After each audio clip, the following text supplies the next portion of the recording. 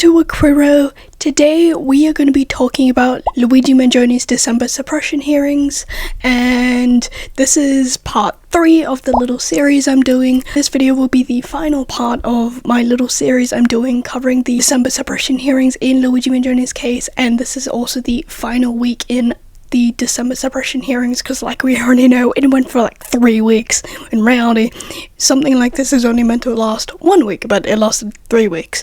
So basically we are going to be covering the 16th of December 2025, and then the final day, the 18th of December 2025 in Luigi Mangione's December suppression hearing.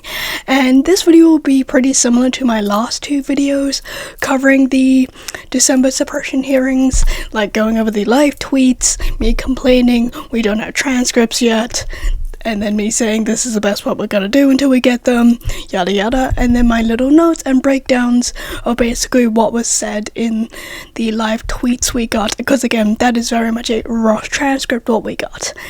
Now, if you guys probably noticed and you're watching the visual, firstly, I am cat sitting. You will see them. They will definitely come and say hi to me, because they do that all the time. Now, I want to say this before we get into the video. So basically, this is a brand new channel. So if you guys are new here, hi, my name is Megan. I talk about Luigi Mangione's case, and I go over all the legal documents and all that, and then break it down, and then I also talk about other things occasionally. My true intention about this channel was originally just talk about things no one really talks about, but here we are. This channel is just mainly about Luigi Mangione at this moment in time, until, I don't know, the end of time, I guess. And if you are my regular viewers, and you found me again because you noticed Requiro magically disappeared, hi, this is my new channel. YouTube deleted my account because bots suck. So basically on the 23rd of February 2026, literally a couple of days ago as me recording this video, YouTube deleted my entire channel. And basically they said the reason why they deleted my entire channel is because I'm praising or violence. I am not. I read legal documents and talk about things that no one talks about. I did try to appeal it, but again, like we all know, a human being did not look at my account whatsoever. A bot did, and literally a couple of minutes later, after I appealed it, they would not give it back to me. So this is a brand new account. Luckily, I'm not like so relying on that account for like money or anything. There's only 50 of you. But the thing that annoyed me about is literally like all I was doing was just like reading legal documents, and that's it about Luigi Mangione's case. And it very much shows like media and all of our platforms and all that don't really like Luigi Mangione, and the censorship is getting more and more stricter talking about Luigi Mangione and his case. Hi, it's voiceover me. I forgot to mention this in the video, but funny thing is, after I posted this exact post on my YouTube channel, my entire channel got deleted an hour later. Thought that was kind of ironic. Anyway, bye. And I've been noticing that quite a bit over the last couple of weeks when I post my little shorts and stuff, and on like different social media platforms, they would like get taken down, or they just won't post whatsoever, or I get a little warning. And surprisingly, I notice on this channel, I get in a little bit of trouble when I post shorts about Luigi Mangione on this channel. And also, I normally note this in my little updated videos on Luigi Mangione, but I do want to put this here. So I've been noticing this quite a bit over the last couple of weeks. Luigi Mangione's name is getting more and more censored, and when people talk about Luigi Mangione, their channel gets taken down, like me, or their posts get taken down, or their social media platform gets taken down, and it's getting more alarming how much his name's getting censored now. And I'm not even using Luigi Mangione when I do things. I use LM, that's the shortcut around it. Everyone knows that. Or even just using the word Luigi is making your channel get a little bit censored or taken down.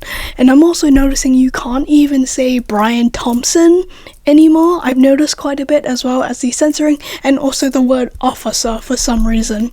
So it's kind of alarming. Those 3 names you are not allowed to say in social media anymore, or your post gets taken down, or your channel gets taken down. In my case, I don't think they liked when I said the Altoona police weren't sure they caught the right guy. I don't think they liked that very much and nuked my channel. But I find it incredibly alarming. It's happening again, and no one's really talking about that. And I've been noticing that quite a bit over the last couple of weeks. Again, I normally save this for my big updated videos. That'll be my next video covering everything in Luigi Mangione's case, but I just want to add that here. So going forward on this channel, I won't be posting any shorts or anything like that on Luigi Mangione's case, just because I don't want this channel to be taken down. And I still will be making short form videos. They'll just be on my social medias. Go check them out there for the channel. And I do really recommend, I normally don't like plugging this kind of thing and just sound like an annoying YouTuber. It's like, follow me on social media, but I do recommend, please follow me on social media, so just in case if this channel gets taken down again, you guys will know the updates and all that. All my social media is like down below, so you can go follow the channel, and I'll give you guys updates and all that about all this. I am going to be making a backup streaming platform thing yet. I haven't set it up yet, but I will let you guys know about that. But because again, I just want all this accurate information out there for people to see for free, and I don't want to get a Patreon, or I don't want to go to Nebula or anything like that, because I want this stuff to be accessed for free, and I want everyone to have this for availability instead of putting things behind paywalls. So I'll organize that in the next couple of days and I'll let you guys know. But basically over the last couple of days, I've just been uploading every single video I have on my old channel, because I had it all saved except for 2 for some reason on my hard drive when I thought I did. Very annoying and very frustrating. So, but we do have the audio for those 2 clips. That's like the shitty thing about YouTube, is they don't care about small creators. They care more about the big creators that make the money. And sad fact is, there's a lot of actual like horrible monster people on here that are literally harmful for children on this platform, and literal pee on here. And I am censoring myself because we're early in the video, but there's like literal pee if you write the right words, like, and so many violent news things out there that kids can access and see. And there's so many other channels talking about Luigi Mangione. And sad fact is, like, the amount of like actual true crime YouTube channels on YouTube that like literally show murder and stuff like that, and then same thing with like the amount of like officer body cam stuff out there and literal monsters on this app. Again, say, let's use Rotten Mango as an example. Like, if their channel got taken down, they would literally have the means to contact someone at YouTube higher up, and their channel would be immediately put back up. But just because their platform's really big, they have a lot of supporters, they have a lot of fans, it will get YouTube's attention. But compared to like smaller channels, they are absolutely powerless, and it's absolutely sad and tragic. But just because there are a lot bigger channels and it makes YouTube money, they don't give a shit. I realize me saying that using Rotten Mango as an example, I realize it kind of makes me sound like I don't like Rotten Mango. I actually really don't. I kind of admire Rotten Mango. I compare myself to their channel. I actually like how much research they do into the actual victims and respect it and stuff like that. And then there's like me, who's just like one person doing all this. Again, I know I shouldn't compare, but like I still do. Like, I don't hate Rotten Mango or Stephanie Sue. I always say that in my videos, but they're a good example because they're like one of the biggest true crimes. Anyway, enough of me comparing myself. I've been doing that a lot lately with a lot of YouTubers out there lately, with like they're really long, let a new video every 3 days, and it's like, how can you do that? And it's just you. How? Anyway, enough of me wallowing in me self-comparing myself a lot. Okay, enough of my little tangent. We're going to the main part of the video that you're all here for, that I was not meant to take basically another full week to make because life happened. And all the information and all the sources I used in this week's video will be up on the website on this week's episode, and if there's anything I got wrong or anything like that, please let me know in the comments down below, and I'll sure to pin it or bring it up in my next video. I am human. I am one person working on all these videos. There is no one else here but me. Now, let's get into the video. Like I said in my last two videos, I said I was going to be using notes from a attorney. It's voice over me, so her name is Andrea Burkhart, because I forgot her name when I was recording. Who said they were there at Luigi Mangione's December suppression hearing. It came out they went there, I think, 2 times on 2 separate days, but I did watch the video. It's actually a live stream, it goes for 4 hours, but I did watch that live stream and she didn't really say what days she went to the December suppression hearing, so it would be a bit hard to like talk about her notes in this video if I don't know what date she was there. So again, I thought she was like on the 18th of December or even the 16th of December 2025, but I did watch the video and she wasn't, and she doesn't say what exact date she was there, but I do recommend to go watch her video. I'll put it in the description down below and it'll be up on the website as well. So again, it's very interesting to watching a person who actually does work in law, breaking it down and taking out their bias towards Luigi Mangione compared to a lot of other lawyers up online talking about Luigi Mangione's case. They very much show their bias towards him. So again, it's very interesting. I do recommend to go watch it. I'll put it again, it goes for 4 hours. It is a live stream, but I do recommend to go watch it. It's very interesting. But I do apologize about that. I did say I was gonna use their notes, but then I realized it's not on the 16th or 18th of December 2025 like I thought it was. I'm just an idiot. Sorry about that. Gave you a first thought, but I do recommend to go watch it. And I also want to say this here, I've been using this over the last 3 videos, so I just want to say I'm also going to be using notes from someone who has very kindly DM'd me on Instagram when this was going on, because again, my time, I was very much asleep. It was around 1 or 2 o'clock in the morning when this was happening, and I was sleeping, because you guys know, I mention this all the time, I am Australian. I need to stop saying that, but I need to let you guys know, sometimes I don't have all the accurate information, and I have to go to Reddit. That makes me sound like I hate Reddit. I love Reddit. It's like a little, I feel like it's the only place these days that's like a little community or town square, you know, compared to other places on the internet. But I just need to let you guys know, sometimes I don't get the full accurate information, or I can't watch it in real time because I'm fast asleep. And this person does wish to stay anonymous. Very kindly let me use their notes for this. And I do want to add this here, they weren't in the courtroom or anything like that. They were just awake when everything was going on, and they were allowed to tell me when the live tweets were coming out and let me know what was going on in real time, and they had some interesting things to say. So I'm just going to also be using their notes and also my own notes as well. So huge thank you to them. You know who you are. Thank you so much for letting me use your notes. And let me use your notes in this little series I've been doing. They've been very, very helpful for me. So thank you. Anyway, enough of me rambling. You're here for the live tweets and all that. 16th of December 2025. This is day 9 of Luigi Mangione's December suppression hearing. So basically on this day, some photos came out of Luigi Mangione putting his hands up, and basically when these photos came out, some of the media was kind of portraying it as like Luigi being a little bit aggressive, but in reality what actually came out was when the photographers come in, they take photos of Luigi Mangione, and they were getting a bit too close to him, and he was putting his hands up just saying, hey, step back a little bit, you're getting a little bit too close. The photographers in the media, they've utterly are obsessed with Luigi Mangione. I thought it was kind of funny. I thought it was kind of sweet Luigi was doing that. So yeah, Luigi wasn't being aggressive or anything like that on this day. He was just telling the photographers to back up. And also on this day, Luigi Mangione has a little bit of stubble compared to like other days we see him where he is clean shaven. Nothing too big to note here. It's voice over me, so I just realized this when I was going through my photos on this day.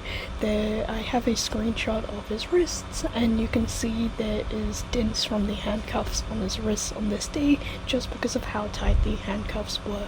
I just want to note this every time I see this. I mentioned this before in the past, but here it is again where they had the handcuffs way too tight on Luigi, leaving dents on his wrists. So the first witness of the day is Patrolman Featherstone. He is a evidence custodian. So going forward, I'm just going to call him Officer Featherstone because it's going to be easier. And then the next witness of the day is Detective Leonardi from New York. He was the lead detective in the shooting of Brian Thompson's case in New York.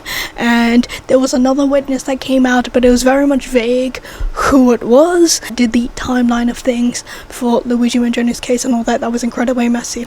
They didn't, again, this was just from the live tweets. If we had the official transcripts, would have known this person. Maybe you guys spotted this person, but I did not see who they are when I was going over the live tweets in this case.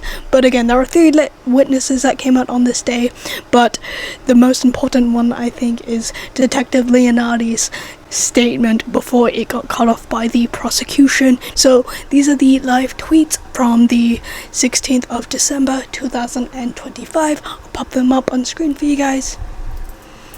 Joan, LM's PR person, is there as well. Shackles are heard. Cuffs placed on table. Guard places an envelope with notes on the table. Another guard flips through it. It may be LM's notes. LM has arrived. He's wearing his grey suit and white button shirt. LM starts chatting to people next to him as photographers take pictures. He flips through yellow legal pad.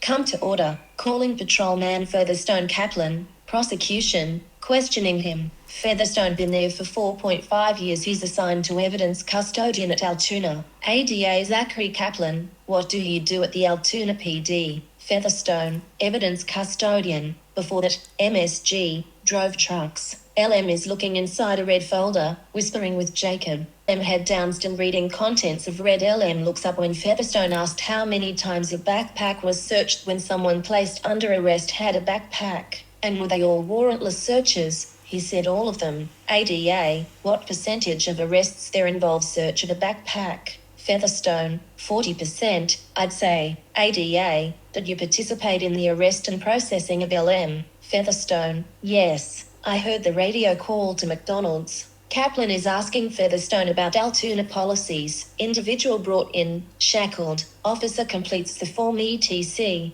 LM is pulling things out of his envelope. Still looking down. If there's multiple evidence envelopes, that's when it comes to me. Featherstone, we are going into labeling of envelopes and supplemental reports. Supplemental reports in the officer's narratives of what occurred. Search of bag typically at intake for liability purposes. Want people present when searching, unless there's a danger. If W word involved, a lot of D word. They are directly shackled next to table where we put items in front of. I don't want to give any access or prepare for anything unknown. Featherstone. He also says that if there's a lot of evidence, they search somewhere else. Kaplan reiterates this with a question. Karen objects, overruled. He also mentioned that sometimes defendants placed into holding cell while the search is happening. Now they are talking about 3.1.9 orders, Altoona policy they've read before a few times. Featherstone is reading through it again now. Kaplan asking Featherstone what it means to itemize property. A lot of us carry our life in our possession. Featherstone says he has had people tell him, when things were sentimental, that piece of string was really special to me. I've had to legal document that.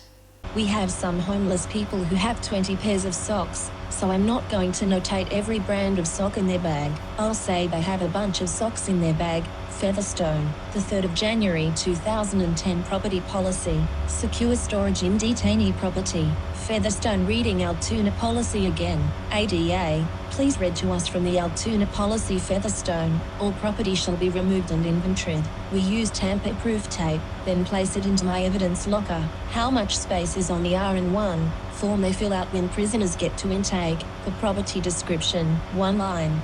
Kaplan asked if a prisoner ever comes to precinct and their bag is not searched. Not that Featherstone can remember. Search incident to arrest discussed. This is the PA law that essentially allows for warrantless search. Kaplan asks something that Karen finds leading but Kero overrules. Kaplan asks if they can fully search detainee's body. Yes, all of bag, lot of hidden compartments in backpacks. We search entirety of it. LM looking down mostly. Kaplan asking what purposes is to document everything on detainee. Liability purposes. To document everything in backpack. Saying, was LM processed in manner in which you just described? Yes. LM reading typed up papers. Now they're talking about how search was in the hallway, realized that room was not sufficient to search and itemize everything, so moved to Featherstone's office. He has storage shelves, lockers. Only 3 people have keys to his office, it's more secure. Myself, Wazza and Houston were bringing items from backpack into Featherstone's office. I believe they were mostly in backpack and some in envelopes. Kaplan has paused and Kero said something to a guard. Maybe it's about the drilling outside. Kaplan says they are going to wait for defense counsel to return. Karen left room briefly during drilling. Back. ADA, what happened on December 9th? Featherstone, I came out and saw LM and Officer Wassel with his backpack in her hand. ADA, what happened with the backpack? Featherstone, it was searched. Stone says he knew immediately he was going to process everything as evidence. Said he didn't take instruction from NYPD, FBI, PA state policy, he followed Altoona. Karen objected. Kero said it's summation of his testimony. Tells ZK, try not to. My sole job was to maintain the evidence Featherstone LM had down reading or taking notes. The only difference in this case is once everything was completed, I wrote a supplemental report listing those items as opposed to retaining them. Featherstone said he knew they weren't going to be keeping the evidence, so he wanted to have a report documenting everything. Karen objects to Kaplan asking what type of cases you treat everything as evidence. Judge allows it for this hearing. H-word cases. If this were just a PA case, what would be used as evidence? Objection. Sustained. Houston signed search warrant assisted by NYPD Diaz to transfer property from Altoona to NY. Houston conducted a search inventory receipt. What items being seized from defendant? Featherstone was the witnessing officer. To ensure what they say is seized is being seized, Lieutenant Leonardi is who he transferred property to. Leonardi looked at envelopes. Featherstone would read the description, show him contents match description. They close the envelope, seal it with tamper-free tape. Him and Leonardi signed the tape. Then it becomes property of NYPD. Featherstone says prior to handing over the evidence to Leonardi, he didn't have anything to do with it. Paraphrasing, he says he wouldn't leave evidence alone once he was in charge of it. He enlisted Pinnis, Houston and one other cop to watch it if he needed to use restroom. LM is looking up now at Featherstone testifying, tongue-in-cheek, glances back over left shoulder. Kaplan shows Featherstone itemized list asking if he recognizes People's Exhibit 9A. It's Featherstone's handwritten list. They are showing the handwritten list on the screen. Red notebook, 11 handwritten notes, homemade silencer, US currency $7,807, foreign currency says $1,620, which is not accurate. People's 9B says backpack, flashlight, clothes. This is the form that doesn't have a lot of room. People's Exhibit 9C, receipt/inventory of seized property. Featherstone testifies this is the search warrant inventory receipt which he was a witness for. ADA, even if there was no New York case, would the defendant's bag have been searched? Featherstone, yes, we had our own charges, and search incident to arrest. ADA, was a warrant for the NY case subsequently obtained. Featherstone, yes, by our Houston and NYPD. Featherstone talking about his supplemental report, which is entered into evidence. It's another list. This is typed up handwritten notes, 11 separate sheets, is on the top. 26 on the list is laptop used at Best Buy, which Kaplan highlights. Search warrant inventory receipt. 24 items included everything found on defendant, his person and backpack, held signature of Featherstone, issuing person/Houston, and Officer Oscar Diaz.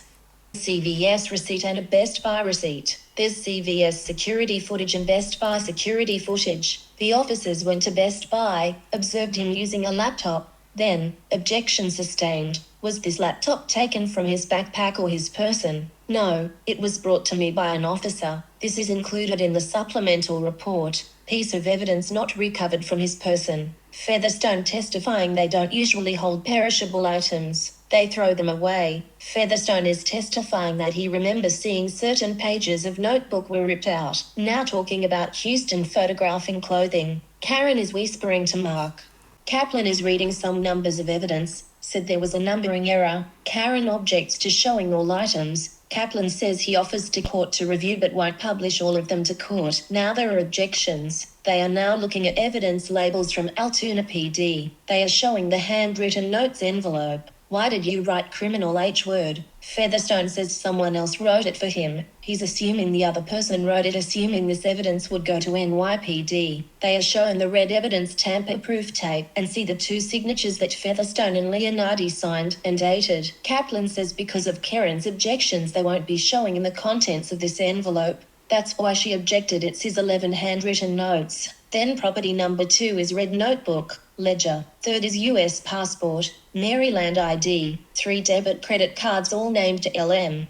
Going through items, silencer, ghost hand G-word, 1 magazine with 6 rounds, version 1 magazine, hollow proof maybe. Looking at the photos of magazines, B-word, 1 9mm magazine W/12 rounds, 3 hollow and 9 FMJ, full metal jacket. Objection, relevance of B-word types. Sustained. Rounds is your term for B-word. Yes, sir. Establishing that this photo of magazines and B-word was a separately packaged magazine. Now they get to the US currency. Black wallet $57 and $20 foreign currency. Blue wallet $7,750 and missed foreign currency. Numbers. Do you actually know the value of foreign currency? No, I noted what was on the actual paper bill. ADA. Do you see the contents of People's 8A? What are these? Featherstone. Photos of the evidence by SRGT Burns. ADA. At the request of the defense I will not be showing in the contents of envelope. 11 handwritten notes. ADA. What does this receipt reflect? Featherstone. Homemade silencer. 3D printer. Ghost hand G-word. Evidence. Do you actually know the value of foreign currency? No, I noted what was on the actual paper bill. ADA. Do you see the contents of People's 8A? What are these? Featherstone. Photos of the evidence by SRGT Burns. ADA. At the request of the defense I will not be showing in the contents of envelope. 11 handwritten notes. ADA. What does this receipt reflect? Featherstone. Homemade silencer. 3D printer. Ghost hand G-word. Evidence. Receipts say handle with care. ADA. And this. Featherstone. The ghost hand G-word ADA. And this. Featherstone. $7,750 in US currency, $20 in foreign currency ADA, 8C64, Featherstone, 32 gigabytes and disk, matching a receipt not contained in the envelope. Going through more items they've heard of unseen photographs of, now at miscellaneous items including rope, flashlight, 0.67 cents. Featherstone says a lot of these items were in envelopes before he started his search. The rope he noted, by the way, looks like a black shoelace. USB found in wallet with money is another envelope. This is referring to the blue pouch. USB necklace found on LM in one envelope. CVS receipt for 200 Plank Road in Altoona. He bought a box of 25 medical masks there. This is the bag they see on the table at McDonald's. Probably. Another envelope has 3 USBs and a mini SIM. USB necklace found on LM in one envelope. CVS receipt for 200 Plank Road in Altoona. He bought a box of 25 medical masks there. This is the bag they see on the table at McDonald's. Probably. Another envelope has 3 USBs and a mini SIM card. Another pocket K-word. Screwdriver. Baggies. Zip ties. Other evidence found. Evidence SanDisk 4 AAA batteries, Polaroid digital camera, mini hard drive, USB. Best Buy receipt included. Waterproof digital camera, Barricade 44LM focusing ultra dual drive. Best Buy receipt may be taken from person. They see he buys a Dasani waterproof digital camera, Extreme Plus mic. Kaplan zooms in and scrolls down for items, but it's quick. Now they see envelope with CVS security. Another with Best Buy security footage, 1721 Osgood Dr. Altoona, PA 2 handwritten notes, fraudulent NJDL, Quick Trip Scepter key. Right now they are looking at a riveting photo of CVS medical masks. Now there's another handwritten note found in backpack envelope, which would make this the 14th. Possibly. He puts the note on the lawyer's screens, not for public. Was it possible to document all this? Seal it up. etc all in front of the detainee. No. Featherstone 26 is laptop used at Best Buy. 27 laptop found on him. 28 is Apple iPhone with no SIM card. 2 Faraday bags. We didn't see those in NYPD photos, but those were provided to NYPD. Yes. Otherwise photographed by SGT Burns. Break more details from before the break. Featherstone said once the evidence bags were sealed, He doesn't believe they took any additional photos. LM also had black wired headphones. SanDisk with a note saying that these items match a receipt. The receipt is not contained in the envelope though, and small tools. Best Buy receipt CVS security footage from the 12th of September 2024 Best Buy security footage Greyhound bus ticket, Sam Dawson name from Philadelphia to Pitt, 11:55 p.m., fraudulent NJDL Visa gift card. 2 handwritten notes Quick Trip Scepter Key 911 recording 1 black jacket jeans neck guard. This is labeled in the Lowe's bag. 1 pair of black shoes clothing green jacket brown beanie 1 pair black gloves black belt. Black shirt Featherstone confirms with ADA this corresponds with the list he has when asked. ADA, and this, Featherstone, Greyhound bus ticket in the name of Sam Dawson from Philadelphia to Pittsburgh on December 4th. ADA, was it practical to go through all this property in front of the defendant's presence? Featherstone, no, not feasible. The defense and LM are back. LM and Jacob leaned in, talking, making Jacob smile. Karen is talking to Featherstone about training in NJ and PA search and seizure law not NY no. LM back to looking inside red folder nothing further. KFA up for cross. ADA asked which part of the evidence inventory process he was in when the NYPD arrived. Featherstone, I was almost completed. I was finishing up the last 1 or 2 items to place into envelopes. Karen Agnifilo, do you have printouts with you? Featherstone, no. Karen Agnifilo, when LM arrived, you were in charge of evidence. Featherstone, yes, and personal property. Karen asks Featherstone about entering information into a computer system as part of his job. He confirms. She asks if he printed his information, evidence inventory, and brought him with him today. He did not, said it's stored. Karen comments that they see Featherstone on a few overhead cameras in the station. Karen asks if there was a camera in the hallway where Wassa searched the bag. He said no. KFA asks if comp records are still in Altoona system. You can print those pages, right? Yes. Do you have that info with you? What info? Screenshots from internal computer screen? No. Did you print them and provide them to prosecution? No. You testified you are person in charge of evidence, correct? Yes. It's not just evidence, or personal property, correct? Yes. We also have found property room that I run. We see you on various overhead cameras. Isn't it true also that the hallway does not have a video camera, the one where Wassa was going through backpack, correct? I don't believe it does. No probationary training protocol in Altoona. Are you familiar with it? For our new hires, correct? Yes. Are there any other written laws regarding inventory search? Not familiar with all general laws. Paraphrasing Featherstone 3.1.9 is the one he has in front of him, so KFA brings that up. KFA directing him to a specific policy and asking if it specifically says guidelines, and where things are required it says shall, correct? Where are you looking, Featherstone? Karen is so fast, so keeping up with her is hard. She's reading policy stuff. All detainees placed in cell block shall be thoroughly searched. Inventory search shall be completed at intake prior to intake in cell block area. You agree with me? It doesn't say except when there's not enough room. It doesn't say that. No special attention shall be given where items can be hidden, pockets, belts, etc. Correct. Yes. Talks about detainee, does not mention a backpack or bag, correct? Not in that specific section, no. They are talking about what his job is, whether he's always in charge of prisoner log. He's not, but did step in. Karen Agnifilo, the intake room has an overhead camera, right? Featherstone, yes. KFA, going to 3.1.9, it says all detainees shall be thoroughly searched. It says the search of property should be in the intake area. No carve out for not enough from, right? KA, are there any other written inventory search protocols that govern inventory searches?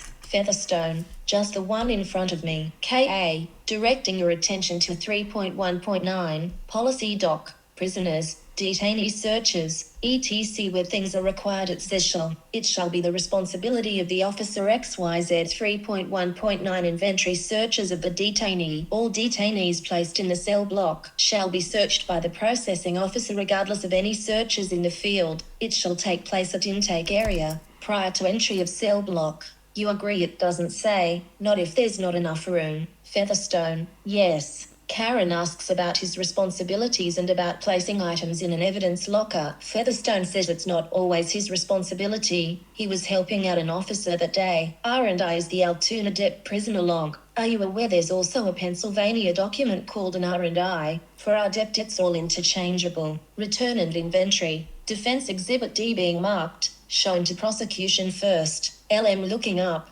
Okay, now it's Defense F. This is the search warrant return service, and that's also called an R&I, correct? It can be, yes. Prisoner log, also you're calling an R&I, not enough room to list items. Yes, you agree with me that where it says, other items, that's marked blank, correct? I wasn't in charge of that. Okay, I'm going to ask that this be handed to you. There are checkboxes that you can check. Was belt checked in this case? No. Was there a belt recovered in this case? Believe so. Was that checked? No. Karen Agnifilo. Here's Defense Exhibit F. I'll show it to ADA Kaplan first. He looks at it. KFA puts a pink post-it note on it. Says marking it for identification. KFA. This is an R&I, right? Yes. KFA. There's one line called other items. Wallet, jacket, hat recovered in these cases. Not checked. Watch recovered. Not checked. KFA going through items. Necklace recovered. Yes. Is that checked? No. Earrings recovered. No. Was that checked? No. Cell phone recovered in this case. Was that checked? No. Total money. Of course you testified that money was recovered in this case and that's not checked either, correct? Yes. So you'd agree with me that although multiple items were recovered that didn't require writing weren't checked? Yes, but I didn't have the form. You knew they were bringing someone in that they thought was UHCS word, correct? Objection. Overruled. I didn't know for sure, but on chance it was involving this incident I was going to help. KFA. Did you know LM was coming into the intake area? Featherstone. I knew they were bringing someone in. Featherstone says they usually don't do inventory searches in that hallway unless they need room. So, searching black backpack, there was not typical intake where search usually done. When? Yes, but it says you shall. Yes, it's usually done in that hallway. No, typically we will try to go into a side office or we go to one of the roll call rooms, not typical of inventory searches of Altoona Police Department. Going into hallway, I wouldn't say it's typical, no. Did you go into that hallway? Yes. KFA asks if Altoona PD has ever gotten a search warrant. ADA objects. Caro says he's allowed to answer. No camera in that hallway, no table in that hallway, you don't keep evidence bags in that hallway, no hard surface to write things down. No. ADA objected to previous question about camera. Caro allows it. You agree with me. Drilling starts. Search in hallway was not done in his presence. Was not done in his view. No. Are you aware his backpack and property removed within a minute of arriving to intake? I can't speak to that. P33. No. Did anyone have BWC on at that time? I'm not sure. That wasn't done in LMS presence. No, I wouldn't want the hand G word in his presence. Karen Agnifilo. Isn't it true that the backpack and McDonald's bag were removed within a minute of entry? Featherstone. I was not aware of that. KFA. Were you in the hall during the search? For moments. Witness will be shown Defense Exhibit G. There's a rear stairway camera footage. They can't see it. KA. Were you in the hallway at all when the search was being conducted? Featherstone. For a few moments, but I was ushering evidence to my office as I realized there was no room. A bit of a paraphrase. Karen asked if the office is secure and if any officers had their BWC on. He's not sure. Joan left. Karen asks if Featherstone knows the time of when the evidence was taken up to the roll call room. He doesn't recall. They're going to play that from 11 hours, 31 minutes, and 34 seconds or 11 hours, 21 minutes, and 34 seconds. LM is jotting down notes. Did you observe multiple people going upstairs? Yes. Is that when the items were taken upstairs to the roll call room? I don't recall. I don't know who is carrying what. That doesn't refresh your recollection. No. Did you take rear stairwell? I don't recall. There were multiple Altoona officers depicted. Int hat stairwell, there was a few. I can't tell if it's all multiple. Yes. KFA asks if he sees black backpack being carried upstairs. Featherstone says he wasn't looking for one, but if she can play it again he'll look. Does that refresh your recollection of when you and other officers brought backpack and other items? Yes. Featherstone says, Small screen so can't see everything but sees some items. 11:31, 11:32 timestamp. He testifies Featherstone says about 20 minutes spent in his office with items. 10:46 in the morning. KFA says we see Trent bringing McDonald's bag and backpack into rear corridor. Kaplan Objects does this fairly and accurately depict rear corridor. KFA enters into evidence defense exhibit H. Kaplan Objects. Witness didn't testify to being there. Caro allows it. KFA asks it be played as that Trent carrying paper bag and black backpack. 10 hours, 46 minutes, and 14 seconds. Where is your office located off that hallway? It's not. He goes through how to get to his office from there. Asks if Fry and Detwiller dropped off items into his office. Doesn't believe so. You did not categorize anything as personal property or evidence in your handwritten notes. No, it's all evidence. Featherstone, you agree with me that inventory search is methodical? Yes, as best I can. He goes through ways he needs to be methodical. How he looks inside pouches, wears gloves, papers can be folded up. You open those papers and photograph and inventory them, correct? Sure, in this instance you wanted to make sure everything was accounted for. Yes, chain of custody is important to maintain, right? Yes, objection. Overruled. Karen Agnifilo, show the video. Who is that? Featherstone, Corporal Trent. Video is headed rear corridor. 10 hours, 46 minutes, and 14 seconds GMT, 5 o'clock. KFA, in your office, you did the labeling of the items, Featherstone, and in the roll call room, they are shown a still of evidence being brought in via rear corridor. An officer is holding a brown bag of evidence in the still. Went to roll call room. Featherstone says again because he won't be able to leave his office. They are now defining inventory search versus search incident to arrest. Wassa put backpack on the chair. He shakes. No. Objection. Sustained. Are you aware that a search began within seconds of arriving at precinct? Objection sustained. Doing inventory search on chair is not typical. Objection. I'll allow it. It's not something drastic to me. No. Your handwritten note, not a receipt of inventory. Correct. Paraphrasing. KFA says something incident report was written on the 18th. He says he doesn't see where it says that. You completed that 9 days later, correct? Based on that timestamp. Yes. Featherstone says he didn't know whether everything was evidence, but he treated it as such. Nowhere on your report did you say you assisted with an inventory report, correct? You stated evidence report. Yes. You wrote Swoke, Miller, and you transported upstairs. Yes. That's what we saw in that video of rear corridor. Yes. That was also used as a briefing room. Yes. All evidence guarded, never left alone. Correct. Items ultimately given to Leonardi were from that roll call room. Yes. What about items were already photographed? Were they photographed a second time? I don't believe they were. I'm not sure. You testified you weren't sure where certain items came from. Where they came from on defendant. No, when backpack was in my office, some items transported back into it. When I got up there I wasn't sure if items were in there already, so I did not document that it absolutely originated from backpack. KFA, even if something did not have evidentiary value, you would still record it, correct? Featherstone. Yes, Featherstone became in charge of the evidence when it got to his office, not during initial intake or when Wassa was going through it. Now in your incident report you list 31 items. Correspond to envelope or bag item. Some items reflect multiple items. Multiple items are contained within one property number. Yes, there were multiple things that were packaged together. Yes, so more than 31 items recovered. Yes, another search warrant obtained. Another itemization occurred, correct? Yes, did you go through everything again? Went through with Houston what had been on his property or not? It was about 6:30 p.m. at night, correct? I can see it being the time. Now they are talking about lockers. Evidence bag indicate that it was for an H word that was not my handwriting. Someone else pre-filled date and time and incident, and Al would do a description. Some of these envelopes, evidence stickers, have one person's handwriting and some have multiple people. Yes.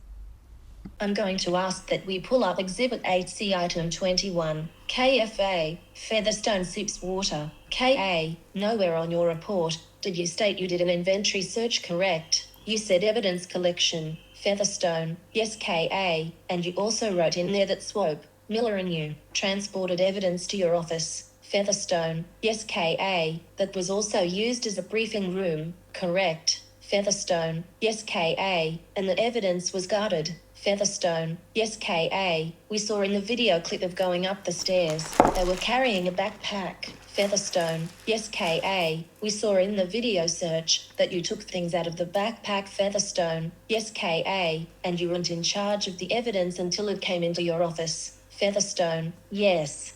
Karen asks for a moment. KFA marks Defense Exhibit K, asks Featherstone to take a look at that. They don't see this. See, there's no time filled out there that it was given to Leonardi. Do you know when this was taken or by whom? The photograph. I'm not sure. Multiple evidence bags that don't contain time given to Leonardi. Time noted in our signatures, but not filled out in form. In chain of custody line. No, that picture does not have a time, but it is signed correct. Yes, they are not seeing these pictures. We see there's no time on some of these envelopes. Paraphrasing, ADA objects, Caro allows. Item number 17, no time listed on there. Yes, same thing with number 16, correct. Yes, same with 15, multiple evidence bags given to Leonardi that don't have a time, but in People's Exhibit 8C they show same evidence folders but with a time. AFA asks when the time was added. Featherstone says he pre-filled chain of custody but did not pre-fill time. He says when he sees his hand, he can say he was present for when those photographs taken.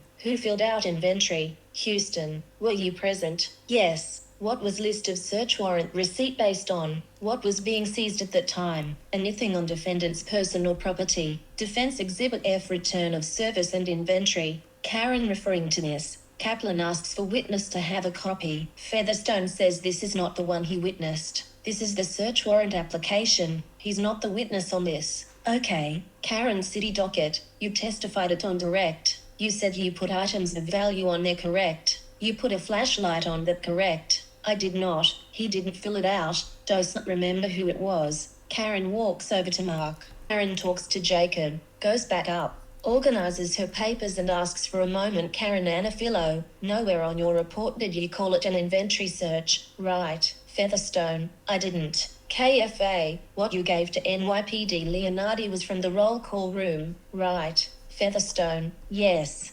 KFA walked across the confer with Jacob Kaplan. KFA, there are some discrepancies between the handwritten report and inventory, R&I, report. Featherstone, all that is in the inventory report is not necessarily everything that is handed over to NYPD.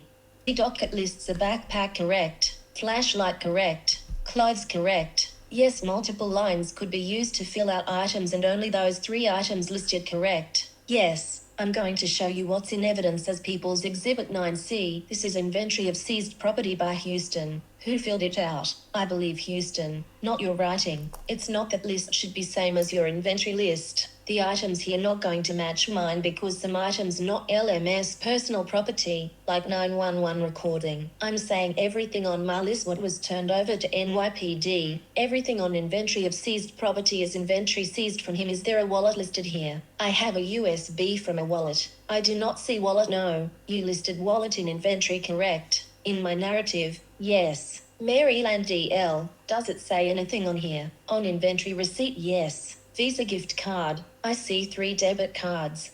About a Greyhound ticket, yes. What about a pair of light grey Calvin Klein underwear? Pauses, he reads, I do not see that listed, but that would be in your computer system, correct? It would be in my narrative, yes. What about black socks? Is that listed on here? I see black backpack with clothing but black socks not listed. Does this inventory list zip tees? I'd have to go through each one but Eld, yes. You would agree with me that there are some items not listed in receipt of inventory, but you have in your computer system. Objection. KFA talks about what she's referring to, each page in computer system that she hasn't been provided. Featherstone says they didn't do this in this case. You didn't enter anything into property screens at all. I put property screens in my narrative. I did not enter anything into property screens. Items given to NYPD would not be in property screens. He says he did not personally put things in the Altoona computer system for this case. He earlier explained this was because he knew everything was going to NYPD. Kaplan redirect. Typically, how do you track inventory? Featherstone explains this process. He said it was not going to be tracked by Altoona because it's only done when the evidence was going to be retained in Altoona, which this was not. Karen Agnifilo, no further questions. Justice Caro, redirect. ADA Zachary Kaplan, how did your process differ from usual? Featherstone, I didn't put my stickers on because NYPD would be taking over. Also, when we find a W word we don't continue with him there. Ultimately when F word found not going to do search in front of detainee. Why not? Avoid temptation. How long did it take to process evidence? Feasible to do that in front of defendant when he was shackled in intake area? No, he'd be standing there for hours. Would that be fair to defendant to leave him shackled for hours? No. Why did they conduct search in that area? Hallway. Objection sustained. Featherstone, easier to put him in a holding cell, otherwise he'd be standing while ankle shackled for hours. Did you list all those items taken from defendant on your list? Yes. Were they photographed as well? Yes or no? And I forms of their checked items for contraband, G word, magazines, B word. No, that would be evidence never going to be assigned back to that person. Kaplan asking about times things taken up to roll call, despite not remembering things were looked at and time things were moved, was certain times. Was this a continuous process? Featherstone, yes. ADA, were you ever just sitting on your hands? Featherstone explains not until the very end when everything was documented. Kaplan zooms into the top where they see Featherstone's signature and time and date. Leonardi has same. If you missed down below, did you put this at the top of every envelope? Yes, that's why I did it. NYPD took these photographs. You were present for this photograph. No. Do you have much more? A couple more. We're going to stop. Kero, lunch until 2:15. Press seated. Karen smiling widely with court sketch artist Jane Rosenberg. Mark unpacking. Jacob is there as well. Karen and Mark now chatting and smiling with the court reporter, who transcribes proceedings.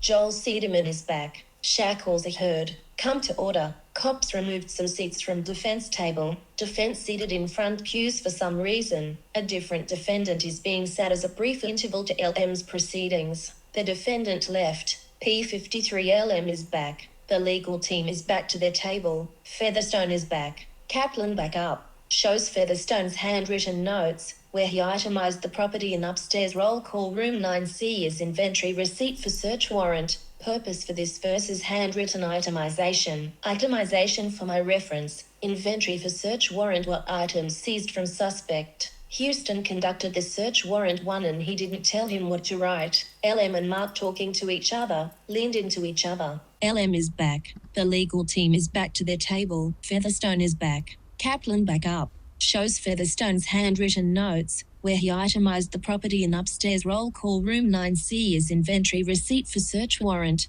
Purpose for this versus handwritten itemization. Itemization for my reference. Inventory for search warrant what items seized from suspect. Houston conducted the search warrant 1 and he didn't tell him what to write. LM and Mark talking to each other, leaned into each other.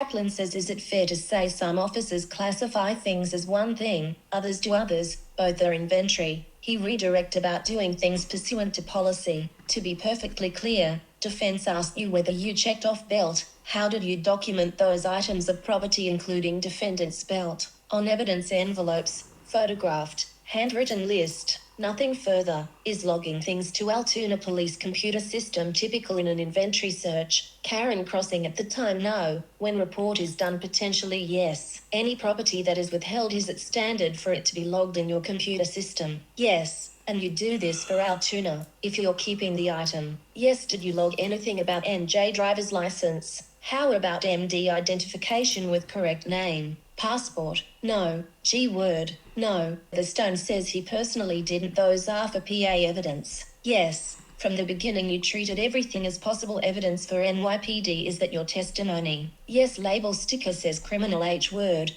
KFA objection outside of scope of redirect. We've gone over this, Caro. There was no H word that are aware of that occurred on December 9th, correct? No. Karen says, you testified it, whilst feasible to search items in defendant's present, correct? Yes. Policy says shall do this. Doesn't say except when it's not possible, when not fair to defendant. Just says he shall do this, correct? Yes. Do you see the word belongings in this policy? I believe items and belongings could be interchangeable there but doesn't say belongings. Policy says need to give opportunity to sign property receipt. Was LM given opportunity to sign the property receipt? No. No further questions. Kaplan asks when property receipt signed. Featherstone says when they are taking property with them to jail. Was LM taking the G-word silencer and B-word to jail? Paraphrasing. No. Were any of the items detained by Altoona Police Department? No. Why didn't you track in computer? Because I had nothing to track. Nothing further. People call Lieutenant Leonardi. This is NYPD officer. LM flipping through papers, reading. Hunched down today. He's been in NY for 23.5 years. Has worked in gang unit, gang narcotics work, detective bureau, then on H-word squads, 116. Squads commanding officer of Manhattan South H-word squad. Over on Ave of America by Hilton. I was advised that there was a male S-word in back by hotel. Advised individual was Brian Thompson, CEO of United Healthcare. Talks about B-word and puddle of blood accumulated next to wall. One of the canvases when we policed brass, we identified markings. 2 on fired shell casings, 1 on unfired. Denied depose and I can't remember the third one on the top of my head. Delay, but was reported as defend. He didn't know what it meant but then said he looked into it and the words identified possible ways some insurance companies and healthcare companies refused to pay up video canvases. Individual left scene on bike. Went to 86 and Amsterdam where he took a.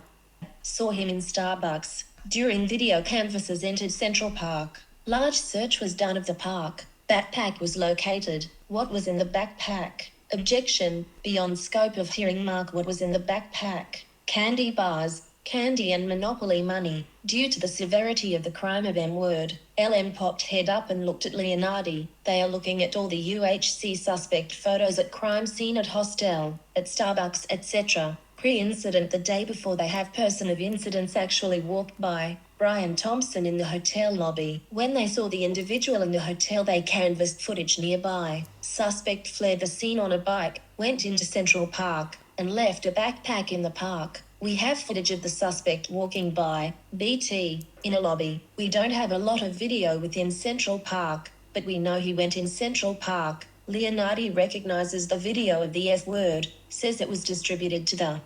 And they canvassed footage nearby. That is how they found the hostel pics. Now they are playing video of Thompson S-word, establishing this was all distributed to the media. In your mind, was this premeditated? Objection. Sustained. Where was this individual S-word? In his back and his leg. By the look of the video, looks like semi-automatic F-word with silencer on it. Did you have the name of the suspect as of December 9th? We had what we believe to be an alias. What was that alias? Mark Rosario. We believe that name was used to purchase bus ticket to come up to NY. Mark Rosario name used in hostel. Did they have copy of ID or just name? I don't recall. Did you run driver's license to see if it was real or phony? We ran it. It came back to no hit. Was the name Mark Rosario put out to national media? Was the fact that suspect put out phony ID to hostel presented to national media? Leonardi was meeting with Manhattan DA on December 9th. Said they didn't have named suspect. Leonardi said Holly told him that Kenny, or did he say Hanelli, said Altoona PD had a suspect. Leonardi immediately called Hanelli, asked him what particulars were of that individual had in custody, asked him what name was on fake ID, Mark Rosario. I told Hanelli that he has my person of interest, that I'm en route, and that I would like nobody to speak to him and all property to be kept. Paraphrase. I notified my supervisors and we got our team together, and we drove down to Altoona, PA. Got to Altoona, meeting initially. I took control of location. I spoke with property control specialist. Began to set up interview room. Did you learn name? Commentary. The Luigi times 0.4H commentary account. LM all property was tagged by Altoona. Every piece of property was shown to me. Put in a bag, then sealed. Every sealed bag signed with Leonardi and Featherstone. Initially in a large evidence bag, then methodically put in evidence bags. Was everything taken? Everything was taken, whether it was investigative value or not. Correct. Everything in envelope was shown to me before it was resealed. I requested every bit of property, whether evidentiary or not. Leonardi, as Joel questions him, they are back to looking at Altoona PD evidence stickers and envelopes. Leonardi says he drove the evidence back to Manhattan, had 2 officers meet him outside. Evidence did not move, and the 2 transported the evidence to processing, and all evidence was photographed again. 173x. 1950, 7:50 p.m., is when they began transfer of property, establishing once again that Leonardi signed sealing evidence tape. Did you do this with respect to every envelope that you reviewed? I did. By way of example, Joel asks to show the example, which is the 3D printed silencer. Did the photos reflect what you saw when removed from envelope as well as envelope? Yes, sir. One envelope says, homemade silencer 3D printed, silencer shown to court. It is the barrel-looking thing. They are pulling up another example. AAA batteries and SanDisk wired headphones. Joel making Leonardi repeat that he wanted all property, whether or not personal or evidentiary value, as related to LM. Now they are looking at the evidence sticker of the Lowe's bag to find out who it was turned over to. It was signed over to Leonardi. Had you ever heard of Hanelli? Had you ever heard of the town of Altoona, PA? I had not. Had you ever heard of the LM? No, not publishing something he's showing Leonardi. People's 18 not in evidence. Leonardi's phone records for December 9th.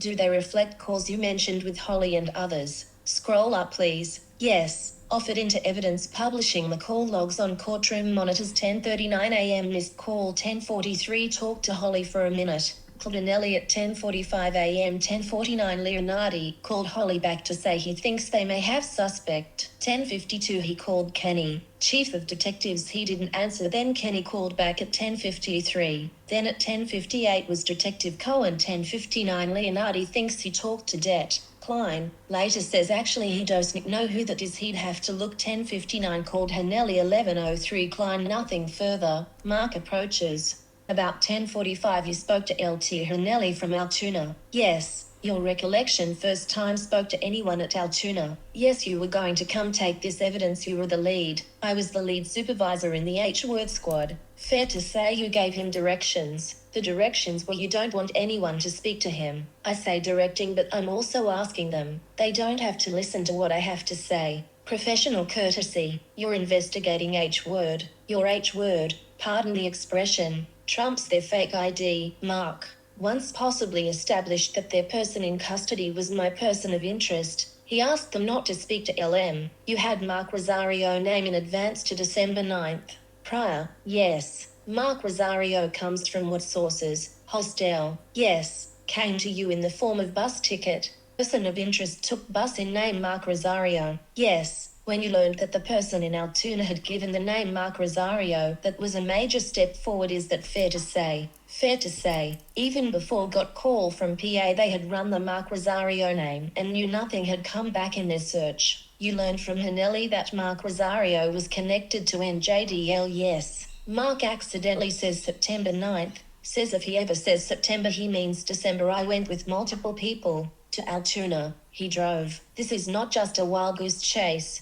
This is significant, correct? Did Altoona show you photographs? They did not, but did give you Mark Rosario info? Yes. Professional courtesy, told them not to speak with LM. You wanted to do that yourself. I wanted to have my investigators speak to LM. You made that very clear. Yes, then had subsequent calls with Hanelli. Yes, you don't know the evidence they had. I didn't know they had a lot of stuff or anything. I got there, I knew they had a ito of stuff. Before you left you knew he had F-word magazine. Yes, new brass collected at scene of crime was 9mm like G-word they recovered. Mark, did you ask them the caliber? Leonardi, yes, was told 9mm Mark. And that's what the suspect used. Everything Altoona Police Department had you were going to take as evidence. Depends on what they had. They were not under any mandate. When I got there, we had conversation. They said they understood I was investigating homicide. Our case trumped this, so they were more than cooperative. Leonardi, I've never been there.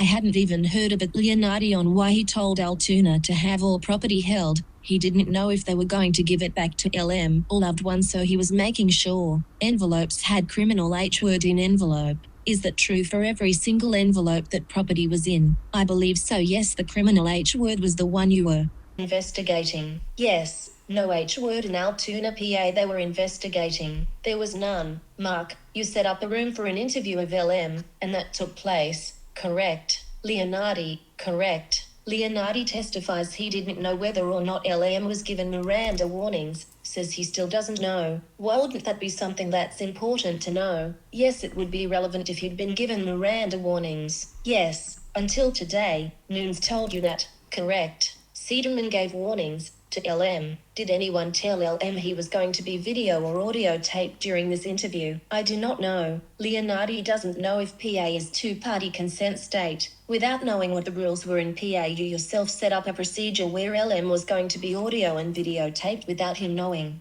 Leonardi said he was being instructed by Manhattan DA. 1 point everyone in the room left. LM was being audio and videotaped without anybody there. Do you know if that's legal? Again, I was being guided by a legal counsel I had with me. Are you aware of whether he said certain things to himself while he was in room by himself? Objection sustained. Used recording device, body-worn camera, and video through one-way mirror. When you do this in NY, do you tell the person you're going to be recorded? Joel objects as to relevance. Caro asks them to approach. Before the approach, Mark, LM said he didn't want to make a statement. Leonardi, that's correct. He requested an attorney. PA is a two-party consent state, so they should be recording someone without telling them. In this case, LM. Mark asks for a point of clarification with the judge and tells Joel and Kaplan to come up to your party to this. I always invite you. Looks like the DA is withdrawing these statements. Mark apparently says he's done. Now the lawyers are all at the bench. Commentary account. Next witness is called. Caro said since they ironed out scheduling, let's go. Calling next witness, Anissa Weasel, Richmond County. She's currently at NY County DA's office. Senior investigative analyst. She was directed to create a timeline in BWC. And scripts. Weasel is saying she reviewed body-worn camera footage again and again to try to capture more detailed things that she heard. Reviewed until confident transcript reflected. Used visual cues to determine who was speaking. Kaplan, we object to these exhibits. Caro, these are just aids. Kaplan says he disagrees with some transcriptions. Caro says he will review the materials. Transcripts are shown. Kaplan objects again. Transcript reads, in part, LM, just gonna remain silent. Fox, okay Trent, what don't we go through the back at? Patient, Wowza, because Trent, I mean as long as you're sure there's no B word or anything in it. Kaplan standing up, objecting, stay standing. Weasel says the Fox transcription is accurate. Timeline is a visual representation of events laid out in chronological order. The events were of the 12th of September 2024, the circumstances of the defendant being taken into custody. Weasel says she laid out all significant events in chronological order, citing exhibits relevant to this hearing. She used resources such as the clean report, the 911 audio, Lieutenant Hanelli's call to NYC, official transcript, etc. Exhibit 23 entered as evidence. Timeline. Mark objects, says it doesn't meet the hearsay exception. Jacob, also, certain parts of timeline and narration. Witness take on certain things. Kaplan, I don't know what specifically he's referring to. Caro allows it for purposes of this hearing. Mark said his cross will be long if they allow it into evidence. The timeline is up on the courtroom monitors. It's timeline of BWC from McDonald's. Kaplan going to highlight certain points of reference. Lita 178A1. Now they are looking at when the initial frisk was at McDonald's. As for the timeline, it is an Excel with the columns, date, time, event, location, and source. Exhibit that is, Exhibit 4A, 9 hours, 29 minutes, and 26 seconds am is when the false ID was given to officers. Per the timeline 9:28 am is when Detweiler conducted the initial frisk. For the timeline 9 hours, 34 minutes, and 5 seconds am is when Blair 911 ran the false ID and received no results back. For the timeline Jacob stands up and objects. Caro says he will allow it. 9 hours, 47 minutes, and 19 seconds is when defendant gives his real name for the first time. By the timeline counsel called to bench to discuss scheduling. Cop going to get LM. LM is back, hands behind his back. Witness back, Jacob is on cross. I want to ask you some questions about the creation of this timeline. Cederman and Kaplan directed her to create timeline. What did they tell you to include? Anything relevant to December 9th? Did you have several versions? It went through several drafts. Yes. How did the draft process work? Objection. I'll allow it. Initially created off of BWC, it evolved from there. What would be missing from your version of timeline that the prosecutors would tell you no, put that in, we think it's relevant? Certain statements. I didn't include every statement made by defendant. They asked me to include statements by law enforcement. Jacob essentially asked if Kaplan and Joel had her add things she hadn't originally put in. She testifies maybe about 5 versions. Converse about timeline with text, email, in person. Jacob says they were never given these messages. It was work product. They've been provided everything they are entitled to. Kaplan, were there things the prosecutors told you not to include in the timeline? Yes, I had included various brands. They asked me to take that out. Times of every single officer entering the MCD, they had me take that out. You had a version of this timeline that listed all the times every single Altoona police came into MCD. You gave that to prosecutors, and after speaking to them you took it out. They reviewed it and had me take it out.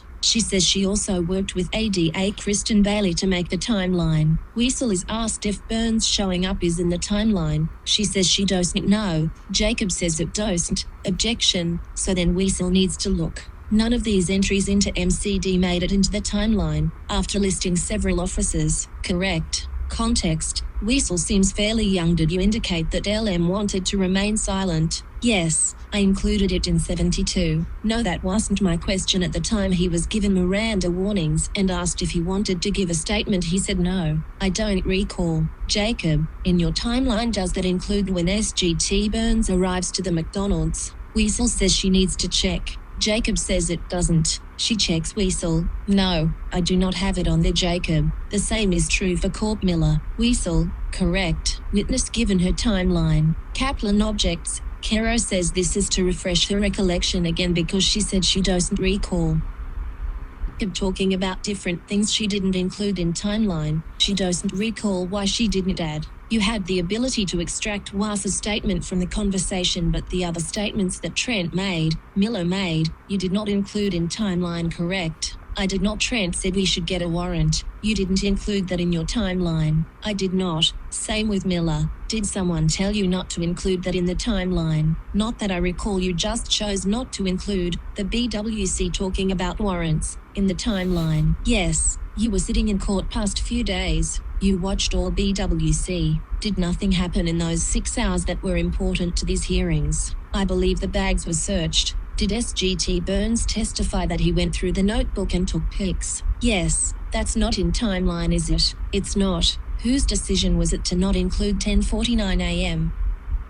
Never an active decision to not include anything. Let me stop you. What were you charged to do? Caro, hold on, this timeline is not going to be helpful for me. It's leaving so much out. I'm still going to have to review a lot of the camera footage. Caro, Kaplan says she was supposed to indicate things that have time markers from BWC. There was timelines in the pictures. Burns testified to times. They skipped hours and hours. Kaplan. Jacob reiterates this is why they objected to timeline. Kaplan. This is not out of the ordinary. Defense is free to create their own timeline. Good facts, bad facts. My impression was it was a timeline of when defendant made any statement. It's a lot more than that. Caro, when officers come into MCD is relevant, and they kept it out. Caro tells Jacob to point things out that's lacking. I don't have enough time today to point everything out. I have no further questions, Your Honor. Jacob.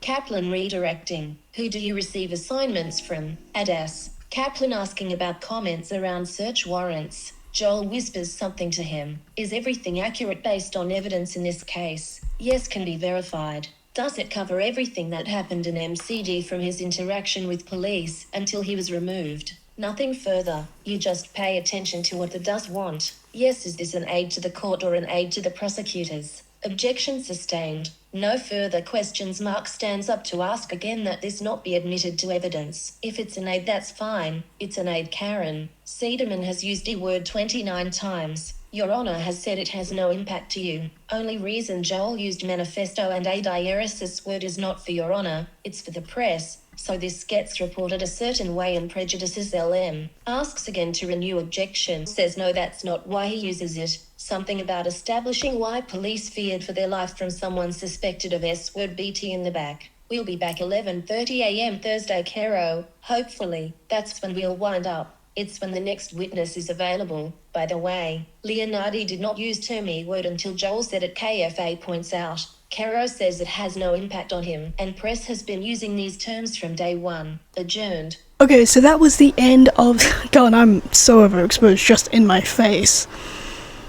I can't really find any good place to film here. That was the end of the live tweets from the 16th of December 2025, and now we are going to be moving on to my little notes and a breakdown of what happened on this day. And I do apologize, this bit's going to be a little bit scrambled compared to my other live tweet videos. They very much had things in order, but again, there is a chunk missing. I don't know if this person just missed the live tweets, maybe I'm an idiot and I just missed a bit, but there is like a chunk missing from like, it jumps from basically Detective Leonardi's statement to like an entirely different person, and I do apologize about that. I'm not sure if that's just me or it's like it was just not there whatsoever. Again, it was very weird and a little bit confusing. It just jumped from that instead of having a end. Just want to put this here, and basically it comes out on this day when the inventory paperwork was being done from the evidence they allegedly found in Luigi Mangione's backpack. It is very much inconsistent. There are things that are left out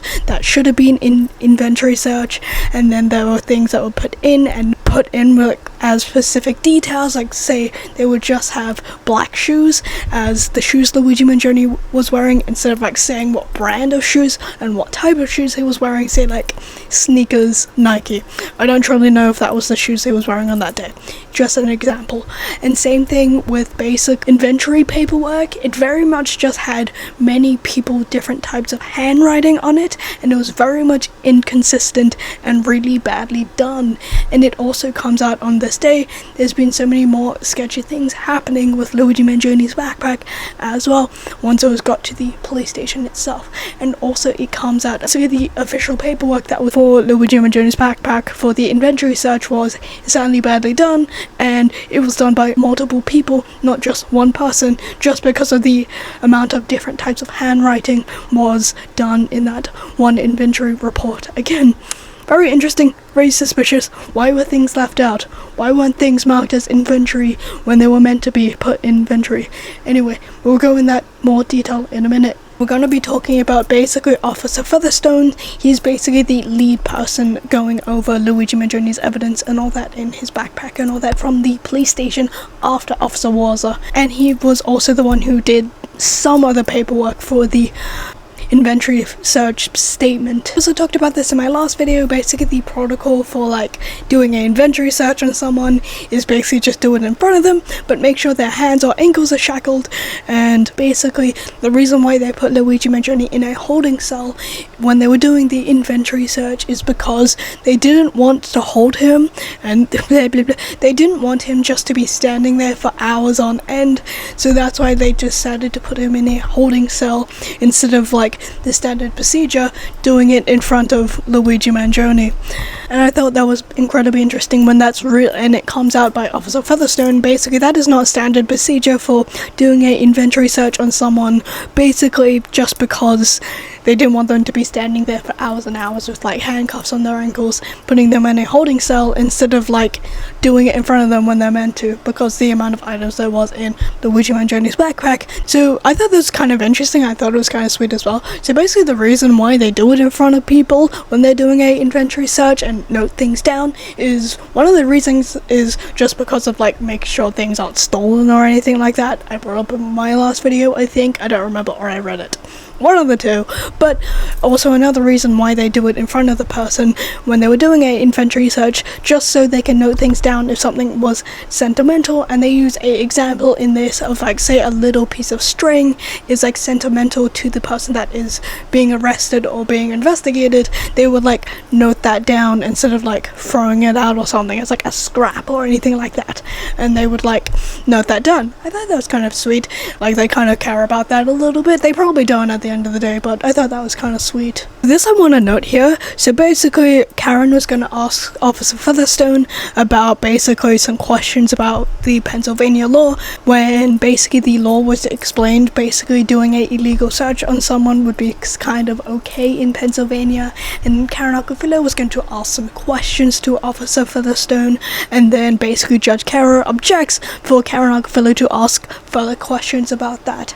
And basically, I'm kind of annoyed about that. I think it would have been very, very interesting to hear what Karen had to say and ask about that, because again, it's very interesting, that kind of stuff, and I would very much would like to hear what Karen had to say. But Judge Caro feel like does not like Luigi or Karen, no matter what. And I'm kind of annoyed he like objected to that, what Karen was gonna ask some questions. If you guys remember in my last video, I said Luigi Mangione's backpack was moved into a conference room just so they could have more space, so they could like take photos of things. It comes out here, Luigi Mangione's backpack was moved another 2 times in 2 different separate rooms when it was at the police station. So the second time it was moved before it went to the conference room was basically it was moved to Officer Featherstone's office, and he said there are only 3 people that have access to his office, him and then 2 other officers, and I found that incredibly interesting and suspicious. Luigi Mangione's backpack was moved multiple times at the official police station than we knew before in the past, and also comes out Luigi Mangione's backpack was moved again from Officer Featherstone's office to basically, and then it comes out later on in this hearing, Luigi Mangione's backpack was moved a couple of more times. It was moved into a hallway that did not have CCTV camera footage whatsoever, a roll call room, and then after that it was moved into a conference room. Again, his backpack was moved so many times, and I find that incredibly suspicious. Like, why does it need to keep being moved? Just pick one space that has a lot of room and do it there, so they could do the inventory search and take photos of stuff of the things in Luigi Mangione's backpack, and I find that incredibly interesting.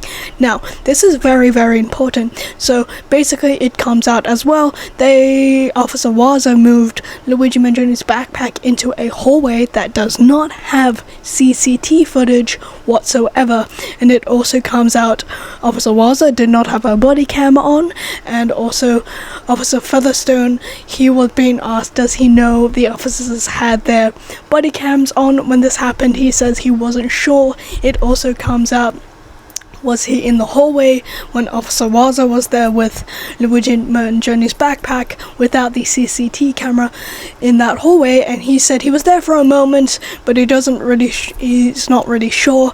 Again, it's very suspicious. Why was Officer Waza in a hallway without CCTV camera footage whatsoever?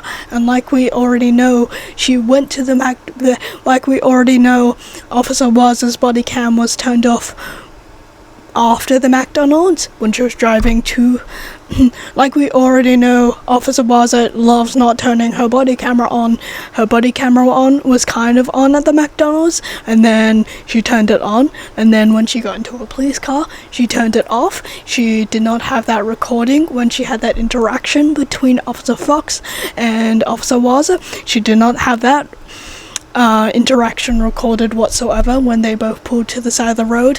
And then once she got to the police station, she still did not have her body camera on. She only turned her body cam on when she was doing the inventory search on Luigi Mangione's backpack when she got to the police station, and then magically that 3D printed gun appeared, and then after that she turned her body cam off again, and now we know her body cam wasn't on in that hallway that did not have the CCTV camera in it whatsoever.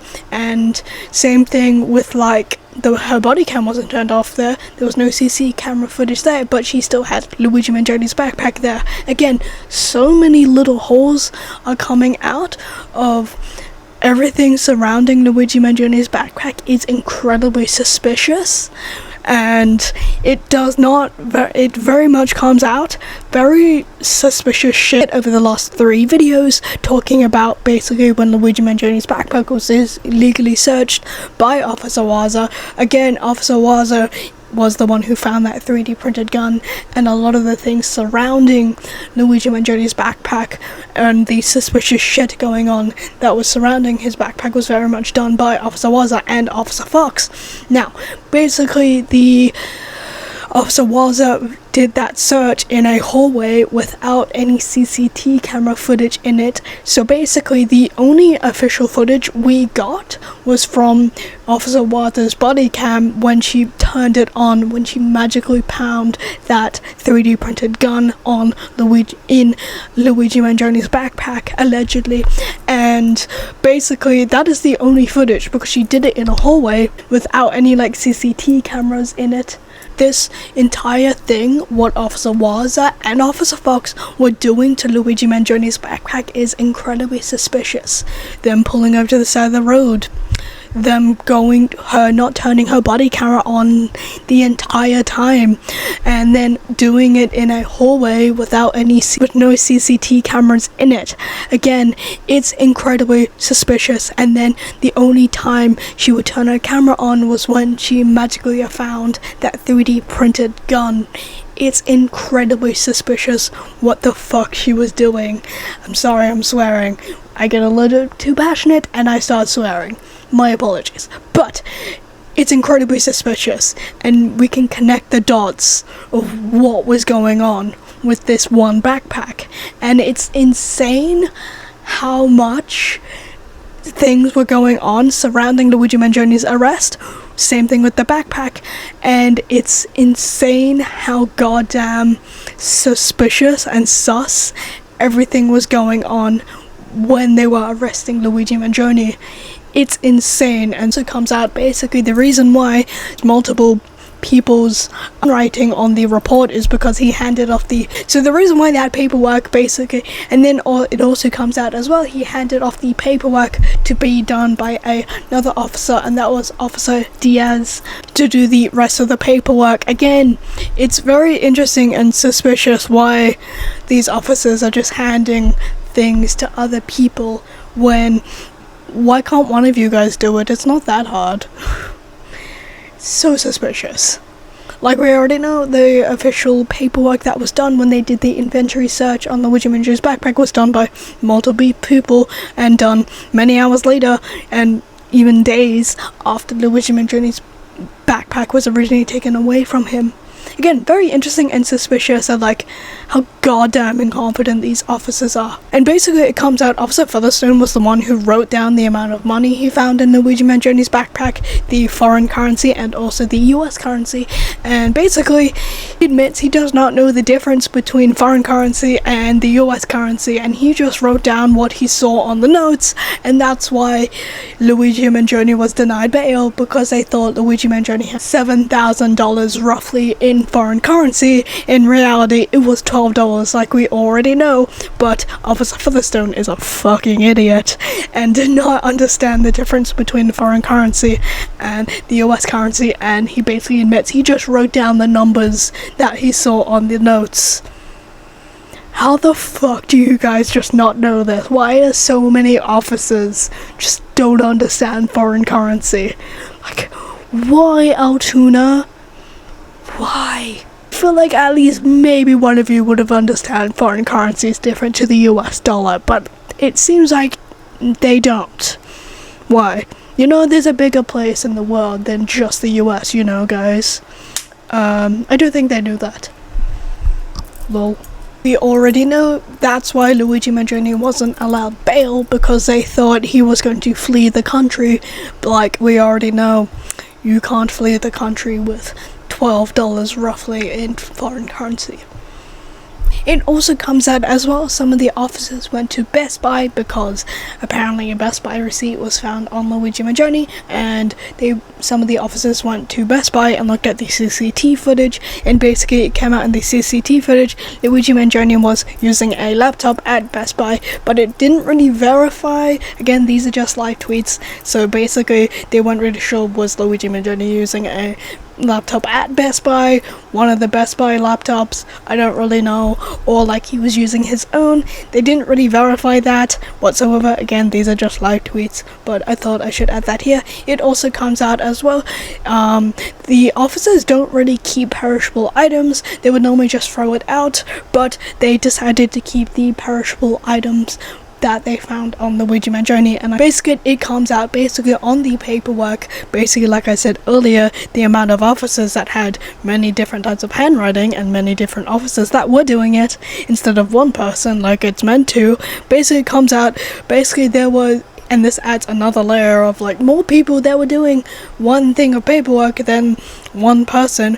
Basically it said H word on it, and then Officer Featherstone was asked, did he write H word on the paperwork? And he said no, someone else did, again adding another layer of the amount of people that were doing this one set of paperwork when more people are not meant to do it. I feel like only one person's meant to do that type of paperwork. Very interesting and suspicious. And they also go over quite a bit on this day of basically the evidence that was found on Luigi Mangione. It also comes out Officer Featherstone before he started doing the paperwork. A lot of the items was already in envelopes before he actually started doing this. And also it comes out there were a lot of little items he was meant to add in to the paperwork that was not added there whatsoever, like Luigi Mangione's watch and also some earrings they found on Luigi Mangione and other little things like that, when in reality they did not do that whatsoever. Again, so many things that were going on and holes forming, and the incompetence is showing so goddamn hard from the Pennsylvania police force here. Again, I found that incredibly interesting. A lot of the things he already got that was already being put in envelopes before he started doing all that. Also, like, same thing as like they had something written as rope and they said it looked like a shoelace. It was a shoelace. And basically they just go over like the evidence and stuff they found on Luigi Mangione's backpack and argued basically some things that were written down that were meant to be written down, and basically they just go over the evidence and stuff they found in Luigi Mangione's backpack and argued, saying some things were noted down and then some things weren't noted down when things were meant to be noted down, like Luigi Mangione's watch, and also same thing with some earrings they found on Luigi Mangione as well. Again, lots of little things like that. They don't go in thorough detail in the live tweets, but if we had the transcripts, I feel like they definitely would have, like, things that were written down and then other things that weren't written down. Again, we only got a vague idea what was written down and was not written down from these live tweets. So basically this also comes out, also Officer Featherstone, he was handed another laptop, and Karen Agnifilo asked, is that from Luigi Mangione's items, or was that a entirely different laptop entirely from somewhere else? And basically his response wasn't really clear. Again, this is just the live tweets. Again, these live tweets have a lot more gaps in them, so we have to like vaguely figure out things. I do apologize. Basically he didn't really give a exact answer of basically if that laptop was from Luigi Mangione's backpack or it was a separate laptop altogether, and then Karen Agnifilo was objected before she could ask any more questions about that. Again, another piece of evidence that was not handed over to the defense, and they had to note that again. It's literally raining right now. This is like a literal like window, and it's a little bit alarming. Like, I can hear the rain, I can see the rain, it looks really cool, but a little part of me is afraid it's just gonna land on my head. So basically, like I mentioned before about the hallway, he was questioned about the hallway. Basically, do they normally do inventory searches in the hallway where there's no CCTV cameras? And he said no, they normally don't do that. It's normal. It's not really procedure. Normally would go to a side office or a different room, but they did it in a hallway, and then they realized there isn't really like any tables or anything there, so they went to a different room. And I was asked, does he know, was any of the officers had their body cam turned on when they were doing the search on Luigi Mangione's backpack in that hallway? And Officer Featherstone said he wasn't sure, and he said he was only in that hallway for brief moments, but he wasn't really there the entire time when Luigi Mangione's backpack was being searched in that hallway without the CCTV camera footage. And it also comes out as well, I've noticed when I was reading the live tweets, Officer Featherstone, he wasn't really sure about a lot of things as well. Like, he was very much, I'm not sure, I think I was there, I'm not sure, I think Officer Waza was there, but I'm not sure. It very much comes out he wasn't very certain about things. Kind of understandable. This kind of came out a year ago at this moment in time in this in the live tweets, but I thought that was incredibly interesting. It also comes out as well, Officer Featherstone, he heard they think they caught the CEO shooter, and he said he wanted to be a part of it and help out as much as possible. He still also wasn't really sure, but he knew he wanted to help. Again, I found that incredibly interesting. He said he still wasn't sure, but he wanted to help, but he did it anyway. Again, what's with all these officers being so uncertain about the entire thing? I found that incredibly interesting, I think, anyway. This I found incredibly interesting. So basically, Officer Featherstone, he was not in charge of Luigi Mangione's backpack until it arrived into his office. And I found that incredibly interesting right there. And so basically, everything happened before his backpack was not in charge by him whatsoever. And same thing with, like, he said things were taken out of Luigi Mangione's backpack and then put back into his backpack once it was moved again, and he did not note that down whatsoever, and I found that incredibly interesting there. Some of these details I feel like aren't very interesting or significant, but I do feel like they're interesting to note and stuff. That's why I put some of these notes that aren't very interesting or fascinating or massive updates. I just think they're interesting, and I think they could be important in the future, I think, anyway. And also he said they were just doing a regular search on Luigi Mangione's backpack instead of a inventory search like they were all claiming, and I thought that was incredibly interesting to note here as well. So basically it comes out, and I found it incredibly suspicious. So basically a lot of evidence bags was handed over to Detective Leonardi, and he did not write that down in paperwork whatsoever. He got a lot of evidence handed over to him, but he did not write that down whatsoever, and I found that incredibly interesting right there. And if you guys remember Leonardi, he was the detective from New York who, and it also comes out, he said everything that was written down in his report he handed over to NYPD, but but he also did not have everything written down in his report. He just handed over all the evidence, and I found that incredibly interesting to note here.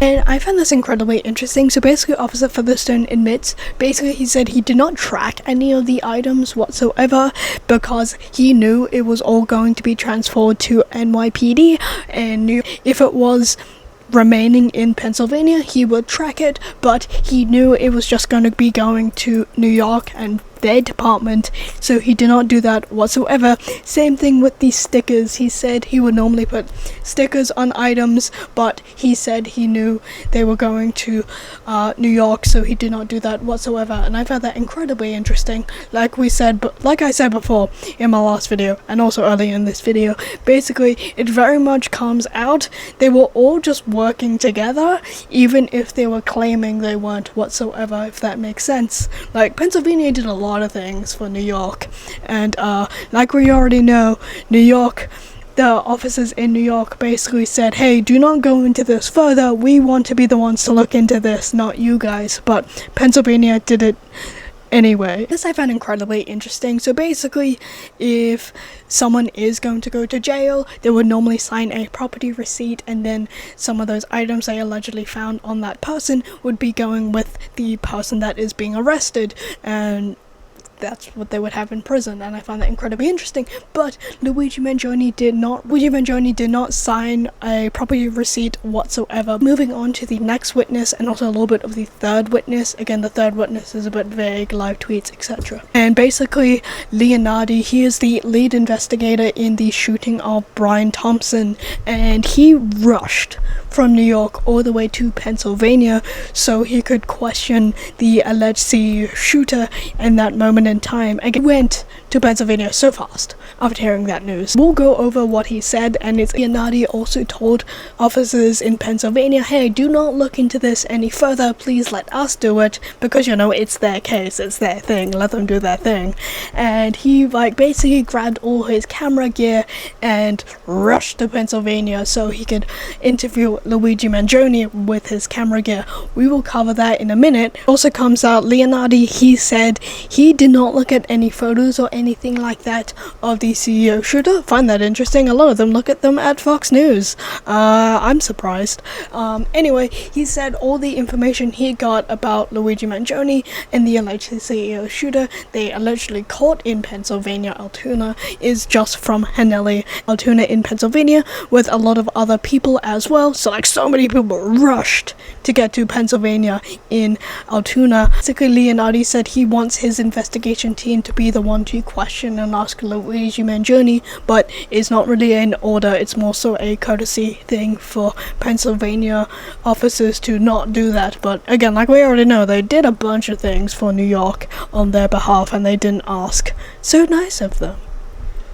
Hope you could hear the sarcasm in my voice there. Leonardi, he set up a room so he could like interview and record Luigi Mangione, and basically this is incredibly important, like I said, but basically Pennsylvania is a two-party state. Basically that means if you are recording someone and interviewing someone, both people need to know they are being recorded and not just one person and not the other. And this is the really big thing that came out.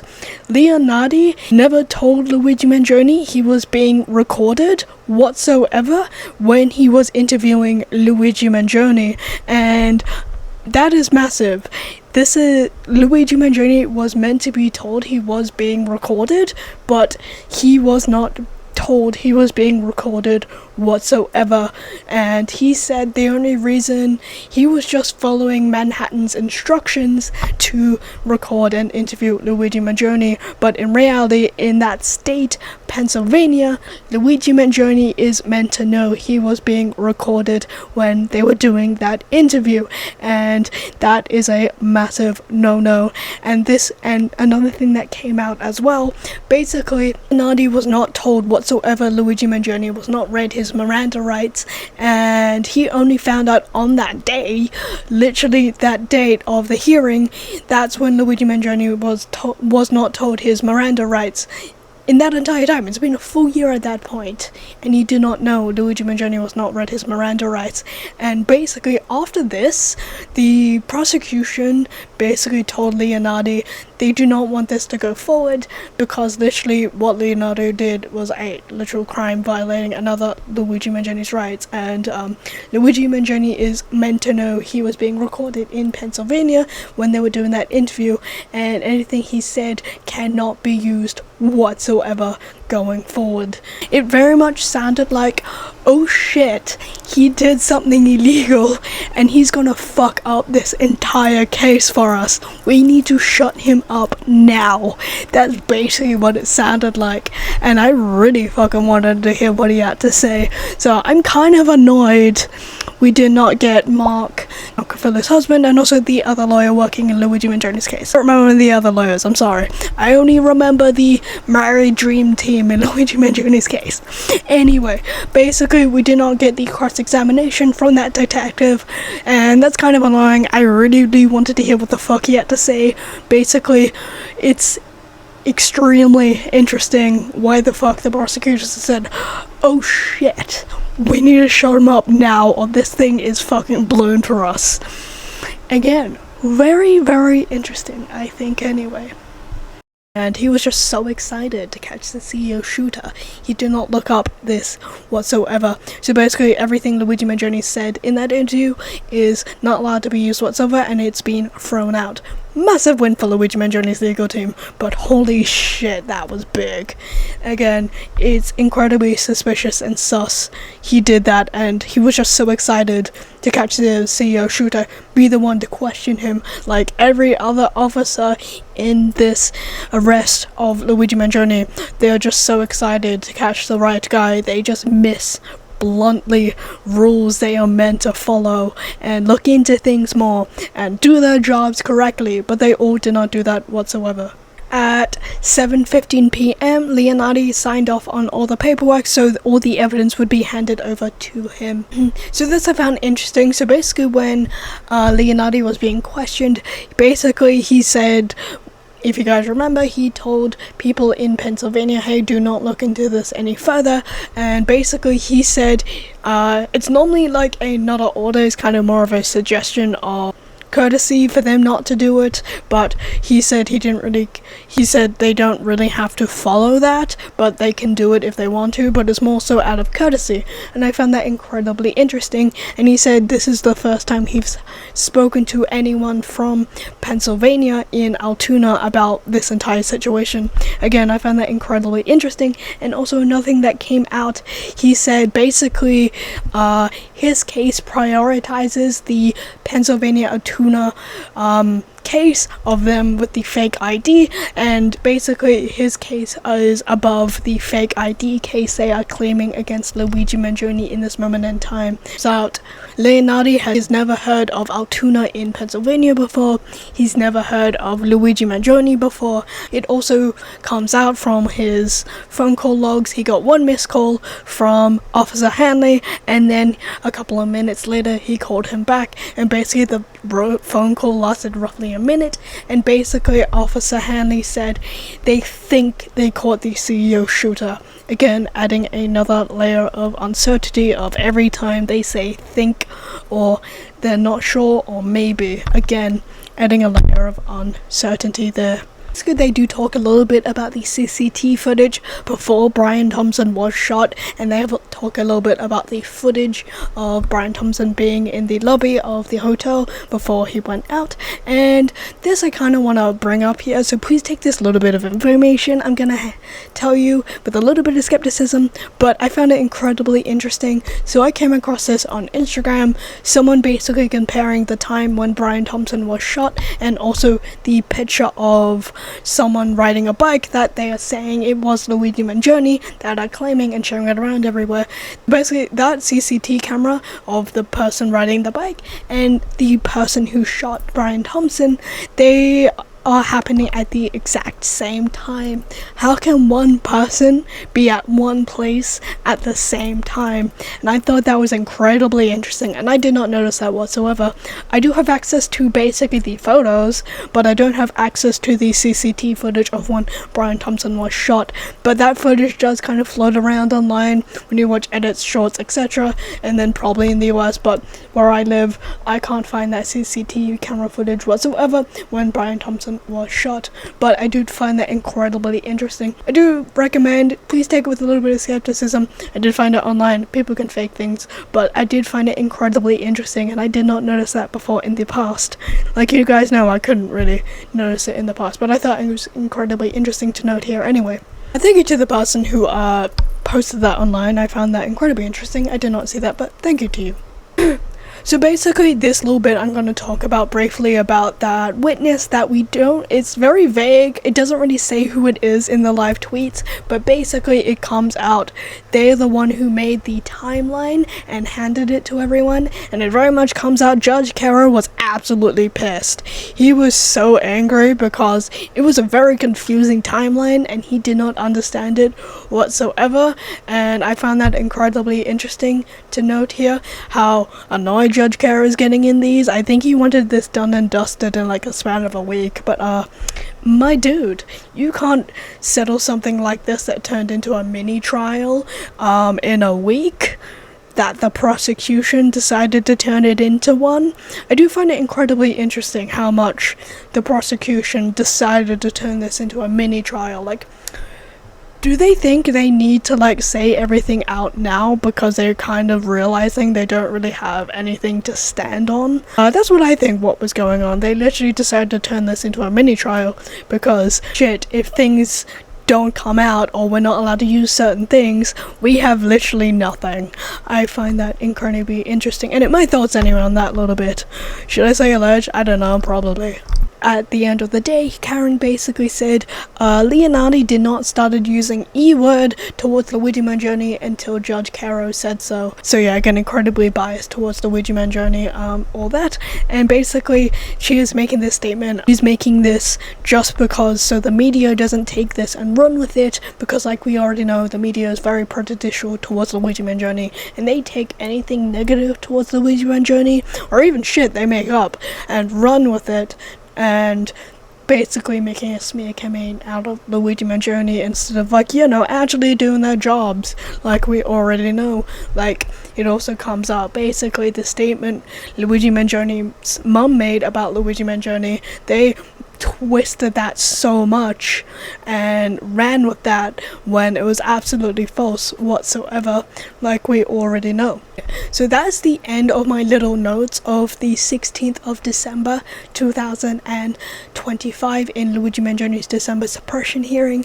Now we're going to be moving on to the 18th of December 2025 in Luigi Mangione's December suppression hearing, and that is the final day of these December suppression hearing. So the 18th of December 2025, this is day 10 of Luigi Mangione's December suppression hearings. So if you look at the photos on this day, you could clearly see Luigi Mangione has quite big bags underneath his eyes. Honestly, totally understandable. I feel like being at MDC would not be the greatest place to be sick or sleep whatsoever. And same thing with, like, this lasted for at least 3 weeks. And they went on for days. So again, understandable why Luigi Mangione looks very, very tired in these photos. So basically on this day, there wasn't really much that came out, just basically a lot of, like, planning of dates of things and stuff like that. But we did get that really great interview we got from Karen Agnifilo. I'll show you guys at the end of the live tweets of that. But it's still very much important. I want to show you guys the live tweets and all that because, you know, I'm just trying to keep all of it all in one place and give you guys a vague timeline what happened. So I'll pop up the live tweets on screen for you guys with the Legal team has arrived. Mark is joking with the courtroom. Karen is chatting with Jacob. Karen, Mark, Jacob, Sophia and Bella are all chatting. Prosecution has arrived. The last witness, Anissa Weasel, is present as well. Shackles and keys jiggling are heard. LM's folder with his notes and legal pad is brought in. Defense walked into side room where holding cell is. LM has arrived. LM is wearing a dark blue suit, white button down, and Jacob are chatting. LM gets situated, takes his notes out. Quick glance back over left shoulder, chatting with lawyers quietly. Come to order. People and defense rest. No more witnesses. LM is looking down, reading. Caro says decision date would be May 18th. Joel wants to approach briefly on the record. Karen says if it's on record, LM should be present to approach. Joel has said that the victim's mother, who is 77, deserves to know trial date. The 3 defense attorneys are talking to LM. Guard said LM can't approach judge. Mark says he's willing to let us have a proceeding at the bench on record without him being present. Caro, defense filings due by January 29th, people by March 5th, May 18th decision date. Mark is talking about federal case and the penalty. Maybe this is about whether state or federal case will go first. Jacob is walking back and updating LM as they talk on the bench. Karen says they aren't wasting any time, in response to something Joel said. Mark talking about January 9th federal date. Caro said May 18th date could change. Mark Agnifilo, we should have a decision from the federal judge, then inaudible. Another scrapbook not whispered enough. Sidebar. ADA, I don't know the procedures. This is what I see happening. The 2 Kaplans, Zach and Jacob, are taking notes. Jacob walks back to update LM. Joel and Mark are both speaking up a lot. Karen glanced back at LM. Joel asks for additional week for people's reply, which is March 5th right now. Caro says see if you can get it done by March 5th. Maybe gives him a day or 2. Joel is asking for something from defense on certificate of compliance. KFA, we've gotten no less than 8 discovery drops since then. We're going to reply that they have complied with all discovery, but I want to make a record of one particular issue. Something about a reply in November 11th, directed to a statement chief of detectives Kenny, who quoted in a press conference that LM's mother said she didn't indicate that it was person in the photograph, but it might be something she could see him doing. ADA, can we have a week past March 5th? Justice Caro, see if you can get it done. ADA, we filed our compliance. What about the reciprocal discovery? We haven't gotten one piece of paper. Justice Caro, to defense, "You have to file certificate to Karen Agnifilo." Chief of Detectives Penny said in a press conference that the defendant's mother said it seemed to be something he could have done. "It was never corrected. We did not get a done away hearing." Karen Agnifilo, Detective Diaz was supposed to testify, but we changed the schedule to accommodate Mr. Agnifilo's schedule. Here's a line. Kathleen stated that LM had no S-word ideations and is not a T-word to others. "We did not get to cross det Diaz. LM about to be cuffed." Joel responds, says Karen could have called Diaz herself to cross him, something about relevance of an Altoona video. He says he's not being prejudicial. Karen is the one bringing that statement up a lot now. LM is taken out. Court is adjourned. Caro said most of video was relevant, then says defense could have called up any Altoona cops or nipped. May 18th decision date reiterated. Everybody told to leave. Karen Agnifilo, "We think they said they won't use what was said in Pennsylvania during the illegal wiretap of LM, but they won't correct this false statement ADA. It was a year ago. The issue here was whether there was exigency to search Justice Caro. Most of the video was relevant to this hearing. I thought you settled all the certificate of compliance issues. Talk to each other. Okay, May 18th. If we have to meet earlier, we will." More details from before the adjournment. LM's mother not only said he isn't a T-word to others, but he also isn't a T-word for himself. Karen also said about the fact they weren't granted a done-away hearing, that they could have done that through their PA police officers, and they insisted in putting in all these prejudicial videos and photographs all regarding this NYPD case. The defense was going to explore if this was part of probable cause. About what LM's mother said, she stated that LM has not made any S-word statements and was not a risk to himself or others, which was the opposite of what was said, and they didn't get the opportunity to cross Diaz re this. Karen stated to court that the prosecution withdrew the last hearing's statements only BC there was an illegal wiretap of LM. Joel, counsel is referencing a statement from a year ago, but to repeat it makes it more prejudicial. All the videos that were introduced Rewasa, Detwiller, and other Altoona officers satisfy whether they were allowed to ask LM for his name and identification. It was entirely proper and goes into the issue whether there was any exigency whether they were able to search that bag. I disagree with counsel. What Joel is saying is that the witnesses and statements introduced in court for the purpose of these proceedings were relevant to Knapp/Huntley, and what Karen is ref is separate. Then Caro said, most of the video was relevant to the hearing, and the people did say that they would make any Altoona or NYPD officers available if you want to call them. I thought you settled the certificate. Speaking to KFA, you have to talk with each other. Only if there is a disagreement do I get involved. Karen is going to make remarks outside court. Okay, so that was the end of the live tweets on the 18th of December 2025. I don't really have any notes for you guys for this. This was very much just a date of them organizing dates for things for Luigi Mangione's eventual trial in this, and that's basically what was discussed on this day. And the only thing that was worth mentioning is basically they are going to put into evidence of what that detective said to the press when this all started. Apparently what Luigi Mangione's mom said, like we already know, it was false what he said, and the media just twisted it and ran with it, like we already know. And that's what they are going to be putting into evidence, because again, Luigi Mangione's mom never said that whatsoever. Again, we saw filing of that months ago. Now I'm going to show you guys the interview Karen Agnifilo did once this hearing ended, and I'm going to show you guys a little bit of the clip, and then I'm going to make the rest of the interview a transcript. You guys probably seen me do that in the past. I just do it just because I don't want this video to be taken down because of copyright reasons, because like you already know, if a video gets copyrighted, it sometimes gets restricted or it gets taken down. So I've done that in the past. I haven't done that in a while, surprisingly. There haven't been that many interviews. I think it's kind of smart of Luigi's legal team not to do that much, but I'm gonna pop it up on screen for you guys. Good morning, everyone. First of all, we want to thank everyone for coming and for sitting through a 3-week mini trial that should have been a half a day. MAP hearings and Huntley hearings to suppress statements and evidence usually take a half a day, maybe a day. We were told this was going to be several days, but this went on for 3 weeks unnecessarily, and lots of witnesses were called. And in fact, today we were fully expecting the case detective, Detective Diaz, to testify. And it was only after Lieutenant Leonardi testified about the illegal wiretap of Mr. Mangione in Altoona, Pennsylvania, that they withdrew statement notice, and now suddenly we're not going to have the lead case detective in this case. It's significant. There was a lot of open questions that we wanted to question him about, especially the very prejudicial statement made by the chief of detectives at the time. There was a press conference a year ago where they were talking about all the probable cause and the reasons they had to believe that Mr. Mangione committed this crime.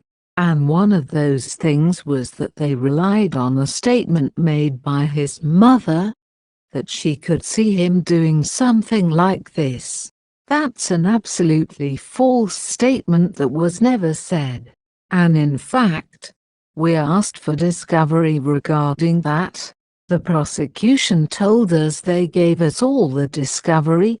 We even subpoenaed materials from San Francisco Police Department. There is no such statement. It was never made. In fact, it was the opposite. What Mrs. Mangione said was that she could never see her son being a risk to himself or others. And we put that on the record again today.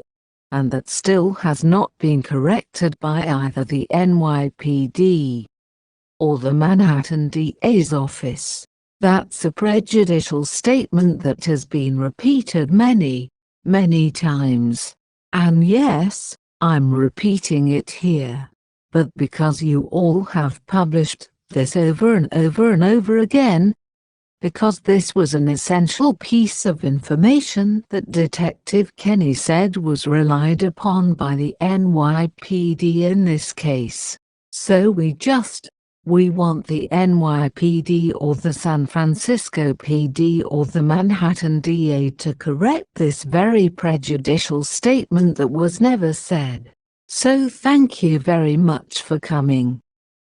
That was the end of the interview that Karen Agnifilo did, basically disproving what the media said and ran with when Luigi Mangione's mom said she would never see her son doing something like this or hurting anyone or anything like that.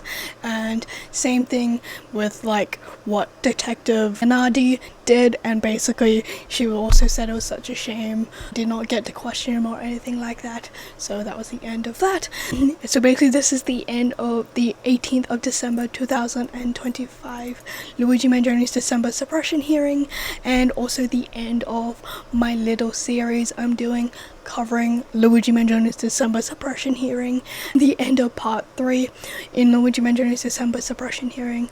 I'll say a couple of things and then I'll let you guys go. Again, everything is coming out. There's so many holes being poked in people's stories in this December suppression hearing, in the little itty-bitty details of things, of very much how much things aren't organized from the prosecution side of things, from Pennsylvania to New York to basically the people doing the official paperwork. It's insanely messy and not actually done or anything like that. It's very much showing how goddamn incompetent this entire thing has been going on and how suspicious, and how very much comes out of like they're rushing things, they weren't prepared, they weren't doing things right by the book instead of how you're like meant to be doing it, and they were just rushing, trying to get things done, skipping over things, did not care, make a vague timeline, arrest Luigi Mangione because his eyebrows look suspicious. Interesting to hear how much has been coming out in these December suppression hearings and the little details of things, from basically what other officers said in the past,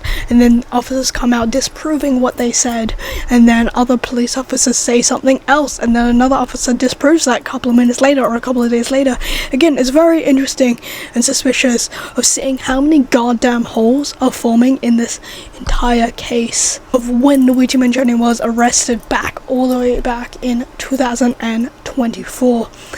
It's very much showing how much none of these people were like prepared for any of this, or actually were like, you know, going to do things right, if that makes sense. And if they did, this would be a very different case, wouldn't it? I've said this so many times in my last 3 videos going over the live tweets in the December suppression hearing, but we got so much information in the span of like, in so many itty bitty details of things that can add a lot to Luigi Mangione's case of what was going on and how much suspicious shit was going on, and very much how goddamn incompetent the Altoona police force are in Pennsylvania. Same thing with New York. And again, they were all just in a rush to catch the big bad CEO shooter instead of actually doing their jobs correctly.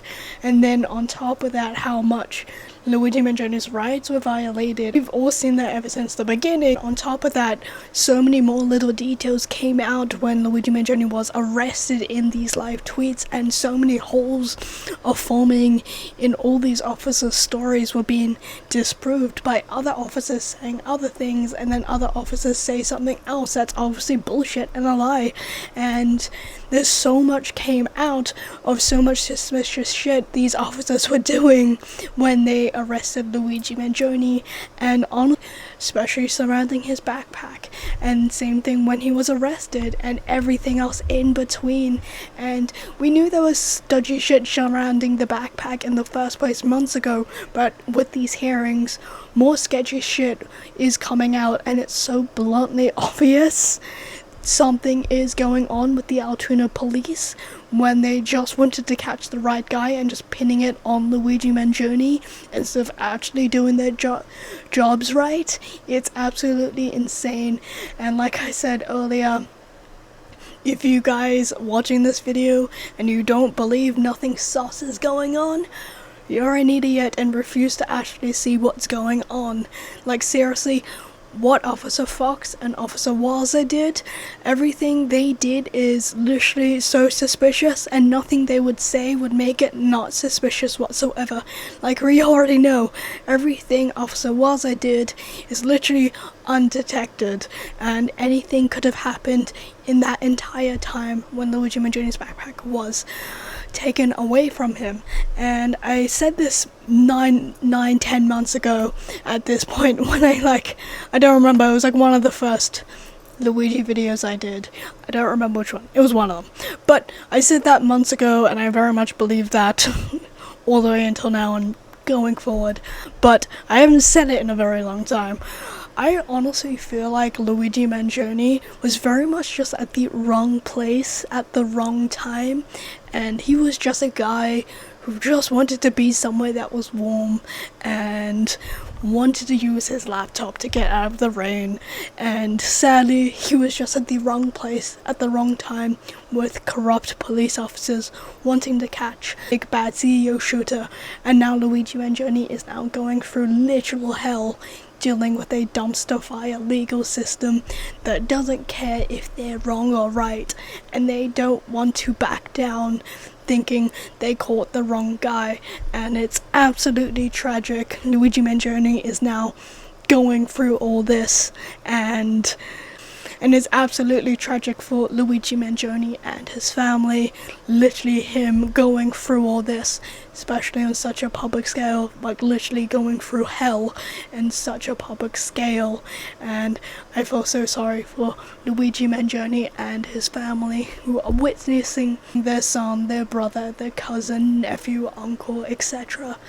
going through this, and especially on such a public scale. So I feel so sorry for Luigi Mangione for just being at the wrong place at the wrong time, just wanting to eat some nice food that was in a warm area, wanting to use the internet, going through this bias system that's going on in the United States because of Donald Trump. And it's absolutely tragic, and I feel so sorry for Luigi Mangione. He has to go through and live through this right now. I do feel like for the longest time Luigi Mangione was just at the wrong place at the wrong time, and now Luigi has to be the one to go through all this by himself with this dumpster fire system that is called the United States legal system right now, with their crazy president.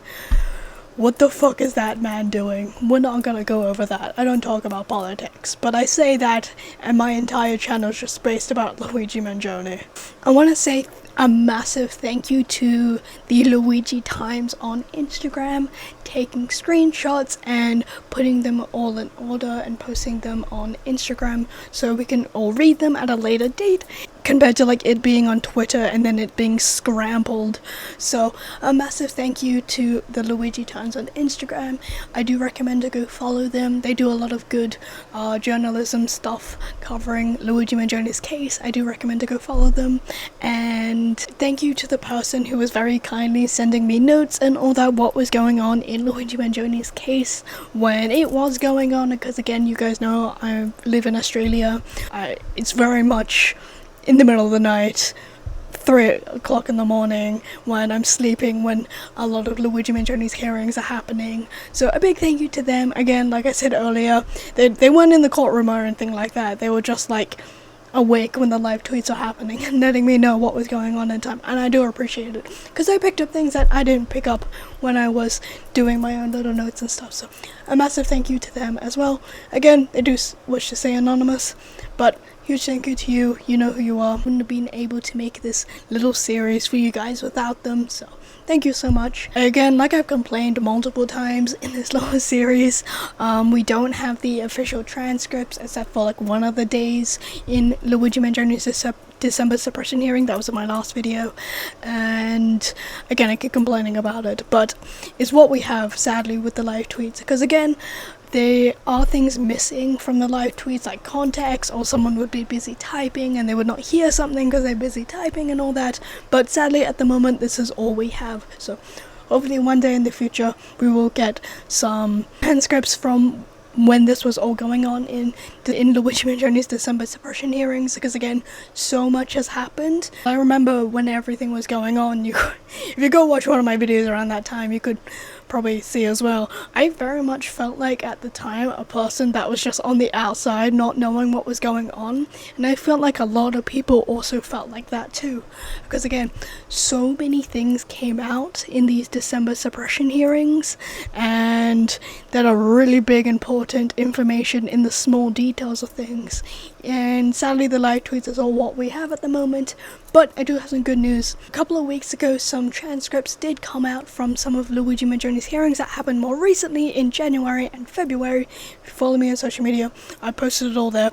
But I will make a video covering those transcripts, because again, those were also very, very important. Those hearings as well that happened in January and also February as well. But sadly, still not the December suppression hearings. Like I said at the start of this little series, I do know that even if they're on the Free Luigi subreddit yet, no one has yelled at me and said I was wrong yet, so we'll wait and see. Or no one probably really cares enough about me to say I'm wrong, or no one knows who I am. I'm not that big in the Luigi Mangione fandom sphere. I think that's kind of good in a weird way. There's some drama surrounding all of them, and I look at documents and then I leave, and that's all I do. This isn't a drama channel. I don't do that kind of stuff. If I did, I would have gotten way more money and subscribers by now. Oh, I'm moving off for a minute. I do have a question. What the fuck do I call these type of videos? Like, I'm very good at whatever the hell this is. I don't know what it's called, but I'm good at it. I just want to know. Please let me know in the comments below, because I do not actually know. I call commentary, but commentary is more like, you know, talking about what's going on in the week. I read these legal documents and break down. I don't truly know what this is called, but I'm very good at it. I kind of was thinking the other day, it's like, man, why can't I be good at things that make me money? Very good at a lot of things that don't give me money. Unless you're a nebo baby. Anyway, we're moving on. And my next video will be going over all the updates in Luigi Mangione's case. Holy shit, it's going to be a big one. I'm pretty sure I'm going to split that into 2 different videos, because I think it's going to be way too big for me to actually do as one massive video. I literally have like 3 months worth of documents I need to read. I feel like when this video comes out, it will be 4 months worth of documents I need to read and go over, because again, you know what happened. I had to do things in December, shit kept happening, and then my channel freaking got deleted by YouTube. Kind of wish I could have done this when the December suppression hearings were happening. I could have given you guys a live, not live, but like I guess sort of more so in time of what was going on in Luigi Mangione's case in the December suppression hearings, but I just had a lot of shit I needed to do in my life around that time, so I couldn't really like sit down and read these documents and do what I had to do now. Not intending to have these videos so far out into the new year. Shit just kept happening, and I do apologize about that, but that's life. Thank you for sticking around. Again, I do very much appreciate you. Well, you're all like really nice people, and I think that's good. I like this little community I'm slowly growing. You're all like really nice people, and I like that. That's what I want. And I do want to say this here, I'm still going to be talking about Luigi Mangione's case, and the only time I will stop talking about Luigi Mangione and his case is if Luigi Mangione himself tells me to stop, or his family members tell me to stop. Say, hey, it's disrespectful. Please stop making videos of me or my child, family member, etc. Or even if Karen Agnifilo or any of Luigi Mangione's legal team tell me to stop, that's when I will stop talking about Luigi Mangione and his case. That YouTube, you can't shut me up. I'll just move somewhere else. I'm still going to talk about Luigi Mangione's case and the accurate information going forward in Luigi Mangione's case. Let's move on to my little outro with passive-aggressive towards this app I decided to post videos on that I only know of. That's sadly the biggest video platform in the world. There's other ones, but this is the biggest one. Because again, lately a lot of people have just been sending me articles about stuff, and I do very much appreciate it, so thank you. So I'll like bring it up in one of these videos and like let other people know to go check it out or anything like that. Let me know, because you guys send me articles and stuff, and I do very much appreciate them, and I do think they're very useful. Yeah, let me know if you guys like want me to bring up some articles and stuff I recommend you guys to go read. They're like not really like enough to be a dedicated video or anything like that. They're just like something interesting to read about Luigi Mangione's case and stuff like that. Let me know, and I'll like start bringing them up in these videos and stuff so people can like go read them and stuff. Let me know if I should start doing that, and I'll start bringing them up in these videos and you guys can go check them out in your own time. But yeah, I hope you found this little series I'm doing covering the Luigi Mangione December suppression hearings, even if they're really long, but I think it was the best way possible to keep all the accurate information just in its own separate part, so that all the information is all in one section instead of like splitting it into multiple videos. I think that would have made me fall way back behind in the documents in Luigi Mangione's case. And same thing with like making these videos and stuff like that. I think it would like made it harder to find and keep all the accurate information contained, even if they're really, really long. But I hope you guys find it useful.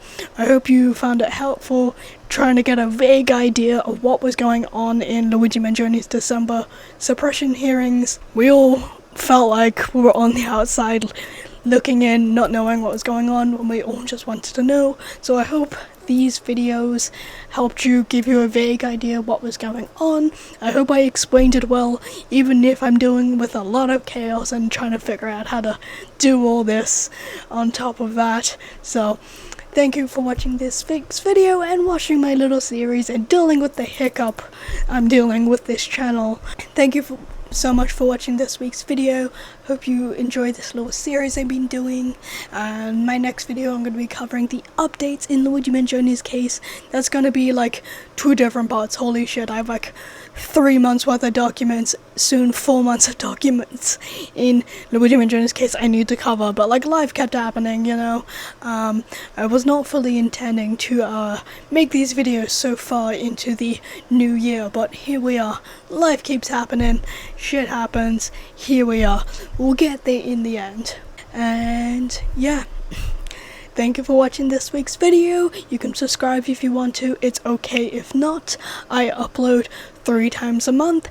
Recently changed that. Again, if you follow me on social medias, it's just going to be a lot more easier on me uploading 3 times a month instead of like every week, just because of how long these videos are, instead of like trying to crunch to edit these videos in the span of a week, because sometimes I have to like go into a next week and I'm still editing one of these videos. So it's going to be a lot more easier on me to like make these videos and like if I have 1 week break, or I can just go into it next week if I'm still editing, working on a video.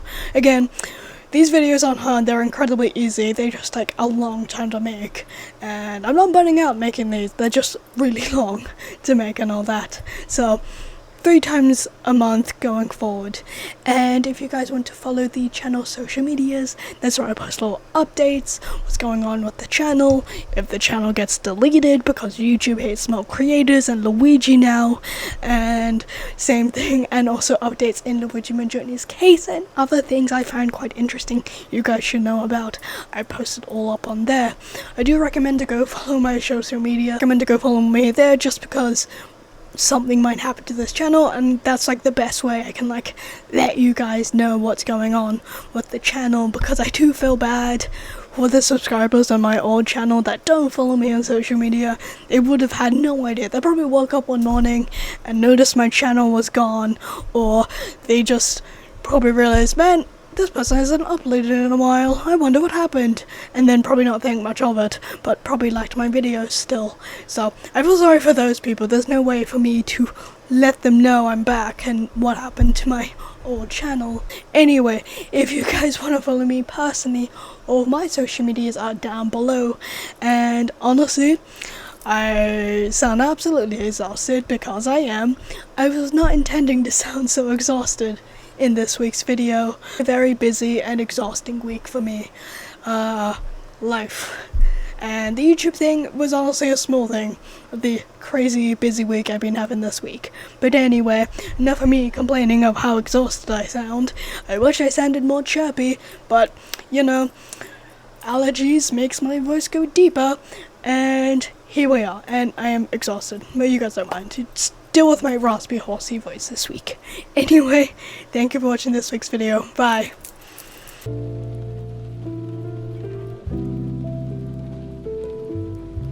Hi, I'm not truly awake yet, but I always say I'm looking after these cats, and then you never see them. They never appear, except for like one time. But this is Smokey. I look after her.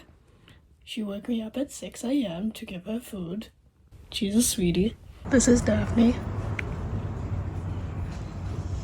She's very sweet. You've seen her in my past videos.